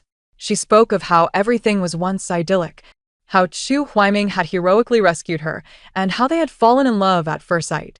Yet, at that fateful moment, he had sought me out at the brothel, claiming a connection with me, unwilling to witness my degradation. Naturally, I had never entered the brothel, leaving him with naught but disappointment. Following that, He sought to marry Princess Fulan, asserting that he was concerned for my fragile state, insisting on taking me as a concubine to provide me refuge within the Chu household. He considered me in every regard, sacrificing his own interests for mine, only to be met with this. She continued to lament her tragic love story. Yet I felt as though I had consumed something foul. Your Highness, the pitiable and delicate maiden who cannot survive without a man. Do you think such words are fitting for me? Do not speak of my current role as a blade for the Emperor, revealing my brilliance. Even before this, I bore no relation to such descriptions. Very well. If you insist on discussing these matters with me, allow me to speak first. Chu Huaiming, enamored by your status and beauty, cannot relinquish his hold on me, striving to grasp both, only to end up with nothing but an empty basket. This is the so-called great love you speak of. In his former life, he was fixated on the illustrious lineage and graceful demeanor of Princess Fulan. Now that he has easily obtained her, he begins to reminisce about my efforts in managing his household and paving his path to success. He longs for my gentle demeanor, recalling the kindness I bestowed upon him in his past life. His tolerance for mistakes is exceedingly high, despite his indecisiveness, wanting both sides. He is still surrounded by those who empathize with him and speak well of him. Even in death, countless individuals embellish his image. That day in the court, I laid bare the evidence of the Chu family's misdeeds, yet they still claimed that I was consumed by love turned to hate, vilifying me instead, attempting to elevate Chu Huaiming to the status of a lovesick fool.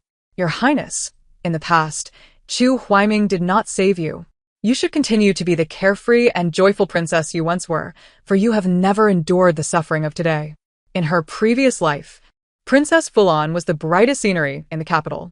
She was free and passionate, which made her the scarlet mark upon Chu Huaiming's heart. Although she perished early, her existence was undoubtedly far superior to this life. I realized that no amount of asserting my innocence will suffice. However, when I mention her past, the princess becomes visibly moved. She no longer speaks of Chu Huaiming but instead mentions the plans he left behind. I have already presented the items to the Emperor. As for you, your relevance to him has now diminished. She smiled and then deliberately collided with me. I deftly evaded her, and she fell to the ground, blood spilling forth. She clutched her abdomen, wailing in distress. Why do you wish to harm my child? Is she attempting to ensnare me with her life? I find myself at a loss for words, pondering that had she employed this ploy when I first ended Chu Huaiming, it might have been effective. But how much time has passed, and how much has the situation evolved? What was once is no longer. She poses no threat to me now. The physician hurriedly arrived to tend to Princess Fulan, who had gone into premature labor after a night of turmoil. I glanced at the time, realizing it was already autumn, the very day I gave birth to my eldest son in my previous life. Both were premature births at the same time, yet Princess Fulan had never given birth in her past life. This led me to suspect that the child within her womb is the very wolf who turned against me after I painstakingly raised it in my previous existence. After sleeping for 2 hours, at dawn, I voluntarily approached the Emperor to confess my transgressions. Regarding Princess Fulan's injury and premature labor, the Emperor did not express anger. Rather, he inquired further. You came to see me solely to discuss this matter? Indeed, Princess Fulan sought me out yesterday for another issue. But I deemed it mere deceptive words that need not reach His Majesty. Is it mere deception, or is there some truth to it that you dare not reveal? Hoping I would not pursue the matter? Naturally, it is mere deception. If anyone truly possessed foreknowledge of future events, they would be a deity descended from the heavens, not easily vanquished by my hands. The Emperor fell silent for a moment, raising his hand to summon the eunuch to present Chu Huaiming's belongings. Once the eunuch handed them to me, he remarked, "Examine these items closely. They truly make me question your intentions in your relentless pursuit of Chu Huaiming's life." His tone was harsh, yet unlike last time when he struck me with an inkstone, he refrained from violence this time. My position is significantly improved compared to before. I found myself curious about his writings. As I perused each letter, I discovered that alongside the significant events that might unfold, every missive contained the phrase, "My beloved wife. How I regret my past decisions." Not only did he write about his future prospects, but he also detailed my role within them. No wonder he felt such regret. willing to sever ties with Princess Fulan to pursue me. It became evident how crucial I was to his life's narrative. How utterly pathetic. Upon finishing, I chuckled lightly. After placing the items down, I bowed my head to the Emperor, offering my congratulations. Congratulations, Your Majesty. He inquired with interest. What joy do you speak of? I replied cheerfully. Naturally, I rejoice in your acquisition of me, as it is akin to adding wings to a tiger. I had no idea I possessed such capabilities. But if I can assist Your Majesty in wielding power more adeptly, it is indeed a blessing for me and joy for you. The Emperor suddenly burst into laughter, acknowledging the reason in my words.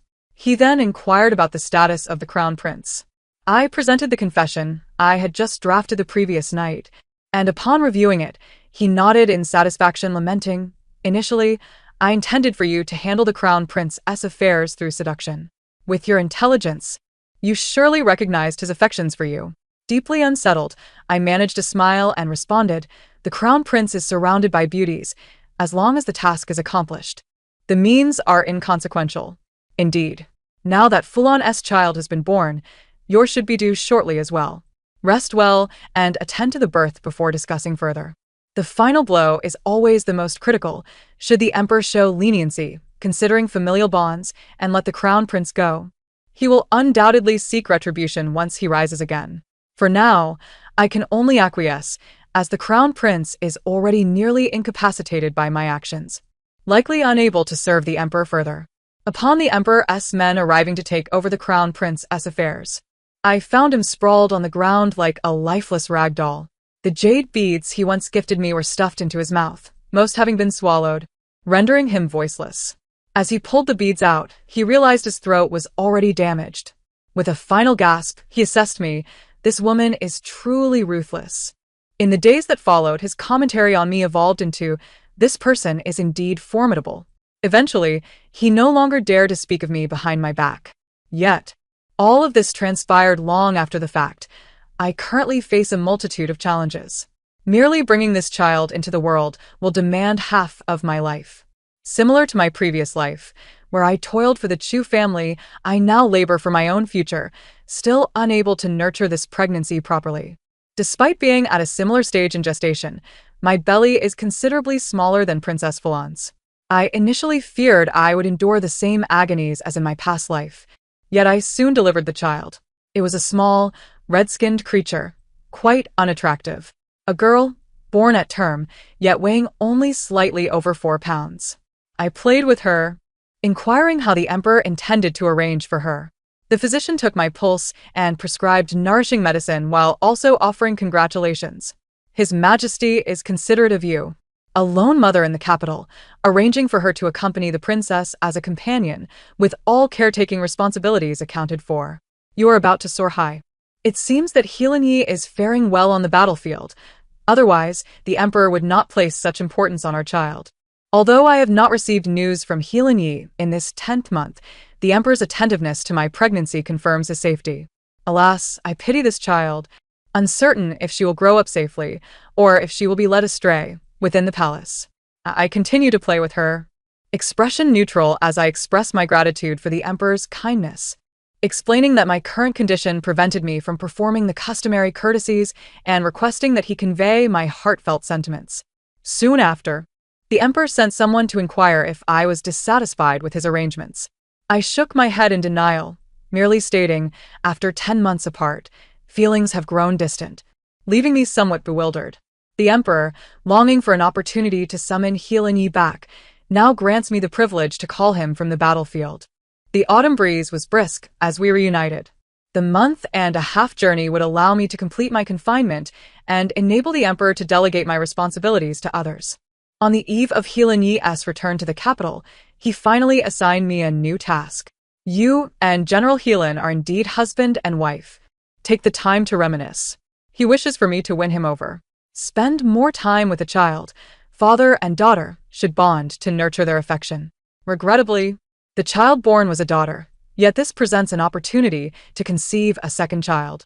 No, I find myself rather fortunate that this pregnancy yielded a girl. Had it been a boy, I fear it would have entailed myriad troubles.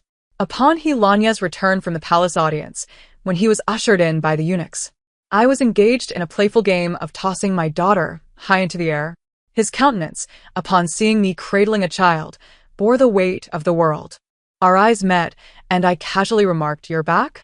He remained rooted at the threshold, hesitating for an extended moment before finally stepping inside at my continued urging. "Little sister, have you been faring well during this time? You seem to possess a robust constitution. Your cheeks are quite rosy," he inquired, his mannerisms and words exuding an awkward familiarity. "You ought to have someone who understands your needs by your side. Who is the father of this child? Is he reliable? If you face any grievances, do not hesitate to tell me. I vowed to treat you as a sister, and I shall protect you well. I must tell you, I have achieved quite a bit. They now address me as the great general. I never imagined I would rise to such heights. And it is indeed thanks to your influence." It was then I discerned the reason for his discomfort. He suspected that I had taken another suitor after his departure. Rolling my eyes, I questioned, "What exactly do you think of me? I have been so preoccupied in the capital that I barely have time to breathe. And yet you doubt my fidelity? You are now a person of status, and they say you are a close aide to the emperor. A rough fellow like me is hardly worthy of you." He maintained his awkward demeanor, seemingly reverting to how he was when we first parted. How could he still be so insecure despite now being a great general? "Then perhaps I shall find a new father for your daughter another day. Let us see if there are any suitable candidates." I often wore a stern expression in front of others, but to feign a facade in his presence felt quite exhausting. My mood was already soured, and being misunderstood by him only served to deepen my annoyance. I retorted sarcastically, "The child is mine. And you cannot even choose a name for her. What sort of involvement is left for you?" I was aware he would not linger long, so I suggested, "Take care of her for the next few days so you may cultivate a bond as father and daughter." While my intentions were to foster their connection, despite our differing aspirations regarding the emperor, we were united in our desire for Hilanya to return home. Hilanya is a commendable man. He will protect me and cherish the daughter he has only just met. He understands the hardships I endured in the capital and strives to provide me with a better life. He has reserved all the emperor's rewards for me, boasting of the vast desert landscapes and his newfound prowess. He refrains from mentioning his struggles, instead asserting that should he die one day, I should seek a better man and not remain bound to him, nor suffer in silence for his sake. In the past, I had begged the princess and the emperor, deliberately portraying my plight to engrave it into his memory. During our passionate moments, the Prince of Chung met his demise in the imperial prison. The emperor likely did not wish for his death and had the imperial physician administer the finest treatments to prolong his life. However, my actions had been too severe, and the prince could not be saved. Following his death, the emperor could only permit me to continue with tasks left unfinished, the extermination of his clan. This time, the one leading the charge alongside me was Hilanya. The emperor sought to unveil my true nature to him, yet I was merely avenging. I failed to comprehend how this would sow discord between us. Perhaps for those who reside in lofty positions, the manner in which tasks are executed and the distinctions of right and wrong hold significant weight. Upon witnessing my ruthlessness, Hilanya may have deemed me unworthy of womanhood, thus distancing himself and harboring disdain. However, for those of us whose lives are as fragile as weeds, it matters not whether the cat is black or white, as long as it catches mice. Hilanya appeared quite at ease, exclaiming, "Little sister, your work is exhilarating. Had I known of such thrilling endeavors, I would have joined in much earlier." Our conversation flowed easily, yet we uncovered numerous women who had suffered unspeakable fates within the Prince of Chung's residence. Had I not ascended step by step over the corpses of others, I might have become one of them. The prince had an infatuation with me, yet many women caught his eye. After his fall, numerous abused women, on the brink of death, beseeched those who entered the prince's abode, not for salvation, but to end their suffering. Thus, when I learned of Hilanya aligning himself with the prince, I was taken aback, driven to rescue him, and uncharacteristically rebuffed the prince. After slaying him, I became a weapon wielded by the emperor. The evidence against the Chu family was genuine, yet the incriminating evidence against the prince was fabricated by me. As a noble, even with numerous transgressions, his family would not face extermination. It was I who, in accordance with the emperor's wishes, coerced a confession, leading to his downfall. With my evidence in hand, the emperor could place his trust in me. Yet, he harbored dissatisfaction regarding the progress between Helanya and myself. Ironically, Helanya proved to be an enigma, devoid of any vulnerabilities. He could only be cast back to the frontier to fight, continuing his life as a dissolute ruler. Years swiftly passed, and once more we approached the time of his demise in the previous life. The princess would again seek to consolidate power by elevating the youngest prince to the throne, controlling the administration herself. My role in this would be to assist her in administering poison to the emperor, allowing him to pass away without obstructing her ascent. In the information left by Chu Huaiming regarding the future, the ascension of the princess was notably absent. After all, he too intended to pledge allegiance to her. The so-called last was merely a contingency for himself. My swift blade had disrupted his plans. With the princess seizing control, she found herself in need of capable individuals. And I transformed from a mere weapon into her most trusted female official. When others spoke of me, they recounted my betrayal of the princess, claiming I had savagely bitten the hands that once fed me while serving the emperor. The princess interrupted, declaring such talk to be unfounded, affirming that I was her most trusted aide. Once the interlocutor departed, I emerged from behind the screen. The princess then said to me, "In this endeavor to clear the court of malign influences, General He's contributions are invaluable. Unfortunately, I possess nothing further to reward him. Perhaps I could arrange a marriage for him? What do you think? Helanya as my husband? When I once sought to eliminate him, you did not intervene. Ingchun, one must sacrifice to gain. Should you and Helanya become husband and wife, how can I find peace?" I sighed, reflecting that in my past life, I had at least children surrounding me in the lively Chu household, and when I ventured out, I was met with countless praises. Now, though I stood at the pinnacle, capable of opposing the princess, I found myself devoid of a single confidant. This cold, unyielding power truly was quite comfortable. I squinted and smiled at her, saying, "Please." Matters of this nature, Helanya could decide for himself. The princess need not consult me. She did not discreetly inquire with Helanya. Rather, she directly arranged his marriage in court, and the chosen bride was none other than the long-absent Princess Fulan. With the royal lineage dwindling, Helanya was not a young man anymore, and the only suitable royal women available were limited to Princess Fulan. Helanya appeared particularly surprised, locking eyes with me, while I merely met his gaze with indifference, revealing no trace of emotion. His expression bore a hint of grievance, as he directly stated, "I have a wife. Why would I marry another? I promised her that in this lifetime, I would take only her as my spouse, not even a concubine. I beseech you to retract your decree."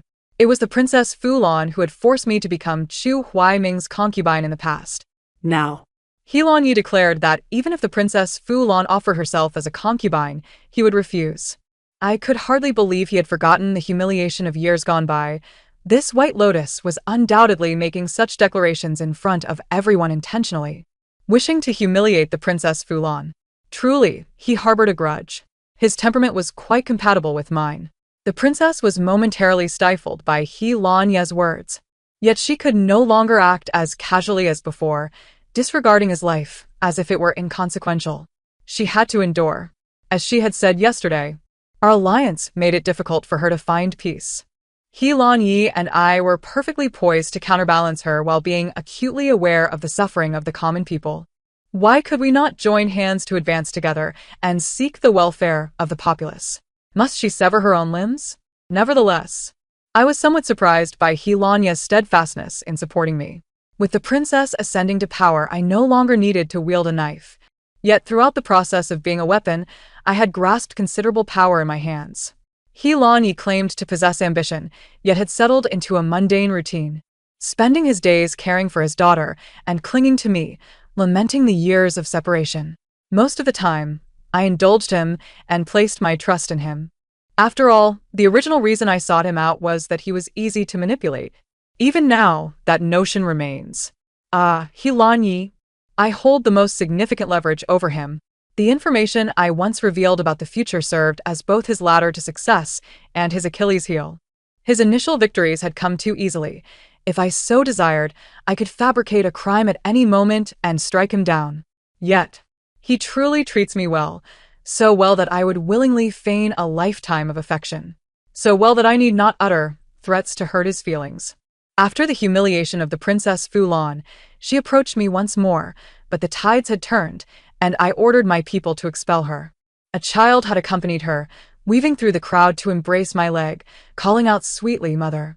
He did not bear much resemblance to my son from my past life.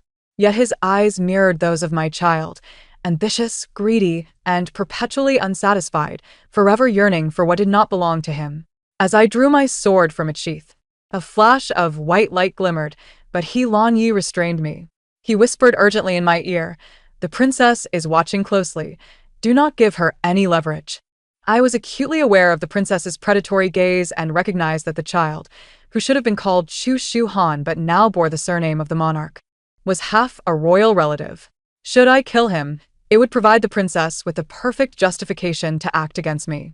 Yet, I believed this child must be eliminated. To raise a tiger is to invite calamity. I would rather endure the princess's scrutiny momentarily than allow the murderer who had caused my demise in my previous life to remain. He Lan Yi only knew I had been reborn but was unaware of the events that had transpired in my past life, which was why he stood in my way. As I pondered my gains and losses, my daughter approached. "This is my mother. Don't you have your own mother? Why are you trying to take mine?" He reached out to push my daughter away, pouting as he exclaimed, "Nonsense. This is my mother. I am the only child of mother. You are the one stealing my mother." Though he had gained memories from his past life, he had never learned to conceal his emotions. Perhaps life with Princess Fulan had not been kind, causing his feelings to become more extreme. He Lan Yi rushed forward to protect our daughter. My sword was drawn once more, severing his outstretched hand. Chu Shu Han, who had been meticulously protected in my previous life, had now become the child of Princess Fulan. Though she paid him little attention, he was raised in luxury, shielded from suffering. Upon losing his hand, he immediately fainted from the pain. I ordered him to be sent to the palace for treatment, announcing along the way with drums and gongs that the son of the princess had come to claim me as his mother. I could only wonder what schemes were brewing in his heart. With purpose, I sought out the enraged princess, who barely glanced at Chu Shu Han's condition before exclaiming, "How insufferable! This son is just like his father, a heartless wretch. I struggled to give birth to him, yet he runs to you." Who knows what seduction you employed? As I beheld the princess's fierce expression, I recalled the tragic demise of my past life. My thoughts then were likely not dissimilar to hers. Perhaps it was all about power. They love only themselves. Those who ascend the ladder of success are cherished most dearly. In my previous life, I had poured my heart and soul into elevating Chu Huaiming to the position of Deputy Minister of Revenue and had guided Chu Shu Han to achieve second-class honors. Yet, despite my efforts, others dismissed my achievements as a mark of lowly birth, whispering in their ears that they had stagnated not due to their own inadequacies, but because of me dragging them down. Over time, they grew resentful of my assertiveness, ultimately leading to a rift between us. They foolishly believed that had I married Princess Fulan, everything would have been different.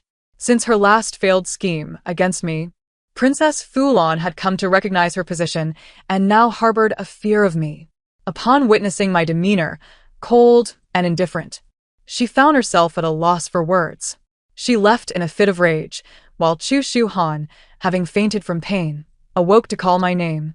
Having already forgotten the princess who could no longer assist him, even with my treatment of him, he still wished to claim me as his mother. I chuckled softly and asked, "What makes you think I would acknowledge you?" He grasped at my clothing. "Mother, it is me. You have memories from your past life. Don't you? I was deceived by wicked people. I know my wrongs now. Will you forgive me? I will make amends." The resemblance between father and son was uncanny. Both were equally selfish. Both believed that if they merely turned back, I would joyfully extend my forgiveness. But I had lost a life.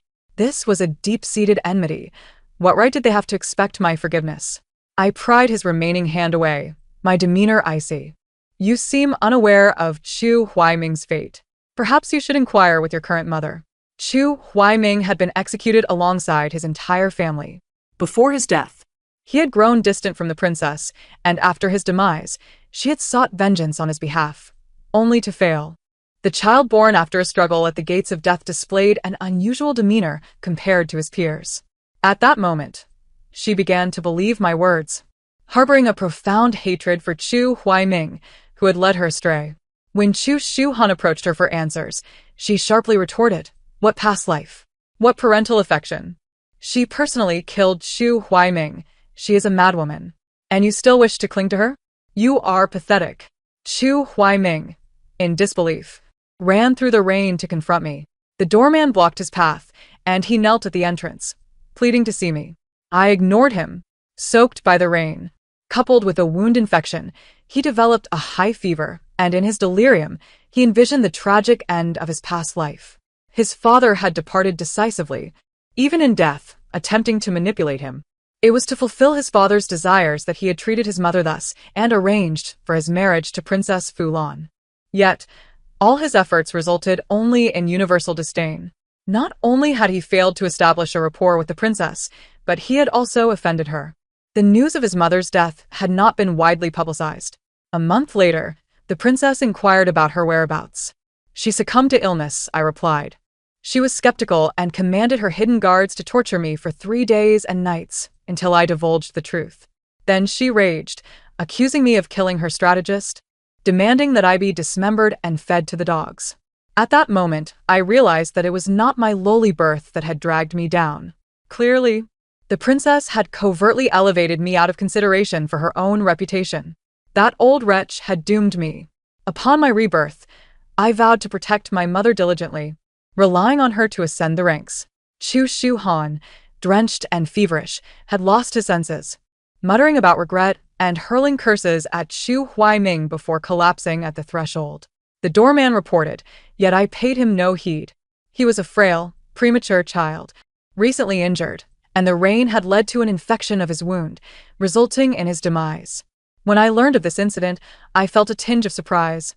But Heelan Yi merely assisted me in wiping my hands, remarking that it was quite fitting. "It saves you from soiling your hands." He brought this upon himself. However, the very next day, the princess's inquiries for retribution arrived. I responded candidly. He knelt and met his end by his own doing. "What is that to me?" The princess gazed at me with a complex expression. "Do you not realize he was your child? This audacious little wretch, like his father, sought to ensnare me one last time?" My brows furrowed, yet I soon burst into laughter. Had the princess lost her wits? He was the son of the princess of Fulan, older than my daughter by 2 months, even if it were a case of a cat swapping places with a prince. Such conditions were simply untenable. She slammed her hand on the table, exclaiming in fury, "You ought to know what I mean. That is a rebirth, a second chance, an opportunity to extend one's life by decades. Who would not be tempted, especially with 3 successful examples right before her?" I stubbornly feigned ignorance, playing the fool in her presence. The following day, she sought to dismiss me from my official post, and I took the opportunity to retire to my hometown. On the 3rd day, however, a flurry of chaotic memorials overwhelmed her. She relied on bitter herbal concoctions to sustain her while managing state affairs. Yet, 2 months later, natural disasters and man-made calamities ensued unceasingly, even threatening rebellion. The court's operations became sluggish, and she found herself constrained, her heart willing but her strength lacking. Holding the young emperor, she erupted with fury in the court. Some suggested I be summoned back, for I might possess the means to address the crisis. The princess, in another fit of rage, ordered the offenders to be dragged away and punished. Yet the following day, she still came to plead for my involvement, making 3 visits in humble supplication. She had never experienced such indignity. Ironically, I demanded she apologize to Heelan Yi for her past actions. In a fit of indignation, the princess left in a huff. A few days later, unable to bear the burden any longer, she returned, her hair noticeably sparser, gritting her teeth as she apologized to Heelan Yi and continued to beseech my assistance. Thus, I came to understand the nature of power. I felt elated, yet my mind was clearer than ever before. I recognized that I had revealed my true intentions. My future with her would be an endless battle. But to engage in such a contest with another was a source of boundless enjoyment. The recent demise of Chu Shohan often brought to mind matters from my previous life. Rather than elevating another man in a gamble for his sincerity, it was far more gratifying to stand atop the heights of power, wielding authority. After discussing state affairs for 3 hours, I clarified the chaotic situation entirely. Heelan Yi remained silent until the princess prepared to depart, at which point he remarked, "There will be no military calamity. It is but a tempest in a teapot. The princess need not worry." As I sipped tea to soothe my throat, I inadvertently spilled half a cup onto myself. The scalding liquid seeped through my heavy official robes, leaving only a warm sensation against my skin. Heelan Yi hurried over to assist me, concern etched on his face as he inquired whether I had burned myself. "How long has it been since you last called me little sister?" My question might have seemed perplexing to him. As he rushed to dry me off, he replied, "I have been a general for so many years. My old habits have long since changed. Besides, you are my wife, not my sister. I can distinguish between the two." When it came to matters of the heart, I felt ill-equipped to delve deeply. However, as he hastily tended to my wounds, I embraced him and said, "You've been working hard lately." "It is you who has borne the burden," he replied. He did not reject my affection, yet he did not actively reciprocate either. The initial fervor between us had long since faded. Heelan Yi now seemed to possess only indulgence towards me. Once, we were subservient to others, compelled by circumstance. Now, I am willing to grant you your freedom. Should you desire to pursue another woman, we can part ways amicably. This was far preferable to a stagnant existence, devoid of the vibrancy we once shared. I guided him from the mire, helping him ascend to the pinnacle of success, sparing him from a life-threatening ordeal. now, To return his freedom was a matter of mutual benefit. He shattered my myriad thoughts, for the first time revealing his brilliance before me. It left me feeling drained, unable to focus on other matters. I understood that Xu Huaiming had deeply wronged him, instilling a distrust of others. It was wise of him to wish to protect himself, and I hoped he would prioritize his own well-being. Rest assured, if you seek evidence, I am willing to be your sword, helping you stir the tides of change. But do not cast me aside. If you love me, say it plainly. Your sullen demeanor led me to believe you had grown weary of me. Otherwise, why would I push away someone so invaluable? In the princess's early reign, she wielded power through her position while the young emperor was still a child.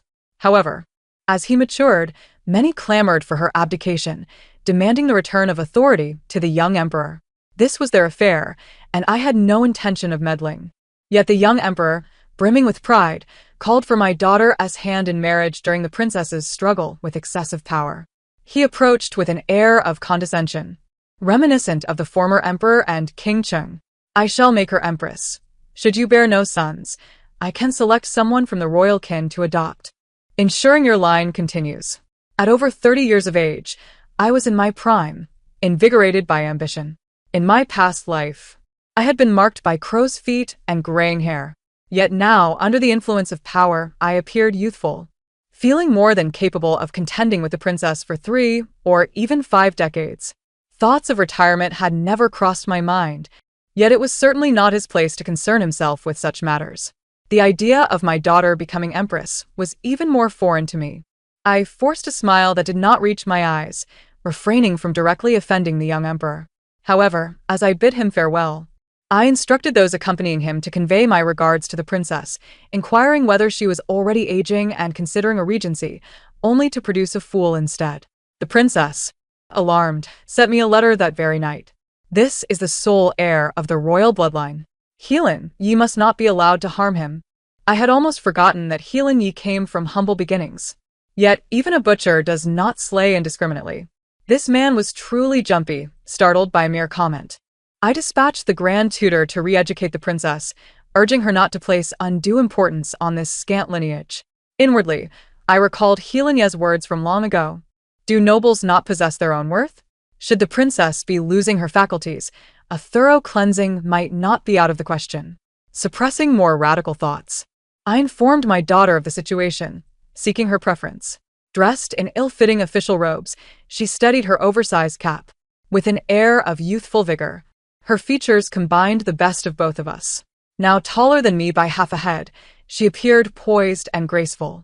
Yet upon hearing my words, she mimicked Heelan Yi, disdainfully spitting. "Mother, You have carved out a path for me to the heavens, granting me the chance to contend with the esteemed. Why would you bind my hands? She tightened the overly loose belt of her robe and smiled at me sweetly. But, mother, look at this attire. I understood she wished to voice her grievances, a stark contrast to her taciturn father. The ill-fitting robe was a reflection of their disdain for her, believing she could not stir the winds of change. Let it not be said that I could not procure even the most prestigious garments for her, be they of the third or first rank. However, should I extinguish my own light, she would become nothing more than a lamb for slaughter. In my past life, I had painstakingly elevated Chu Huaiming and Chu Shohan, yet I had little desire to revisit the aftermath. I merely offered her a choice, pointing her towards a path, while all else rested upon her own efforts. My daughter ceased her complaints, but leaned closer to massage my shoulders. Mother, do not utter such ill-fated words. Quickly spit 3 times. May you live 1,000 years. Such words were ill-advised. I knew we had raised her with grand ambitions, yet without power or influence. To reveal her ambitions would be sheer folly. My daughter did not comprehend this, so I gently ruffled her hair. My actions were tender, yet my words remained cold. I stated, I will not assist you.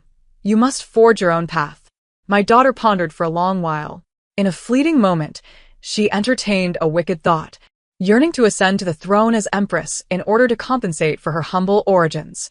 Yet, she found herself unable to articulate such desires.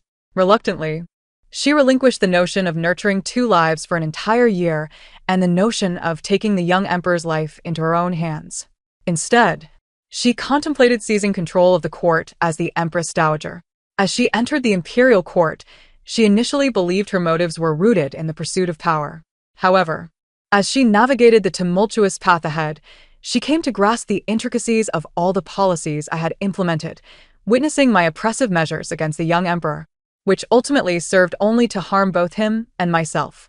In silence, she found her peace and offered a respectful bow. The teacher's righteousness prevailed. The welfare of the people surpassed all else.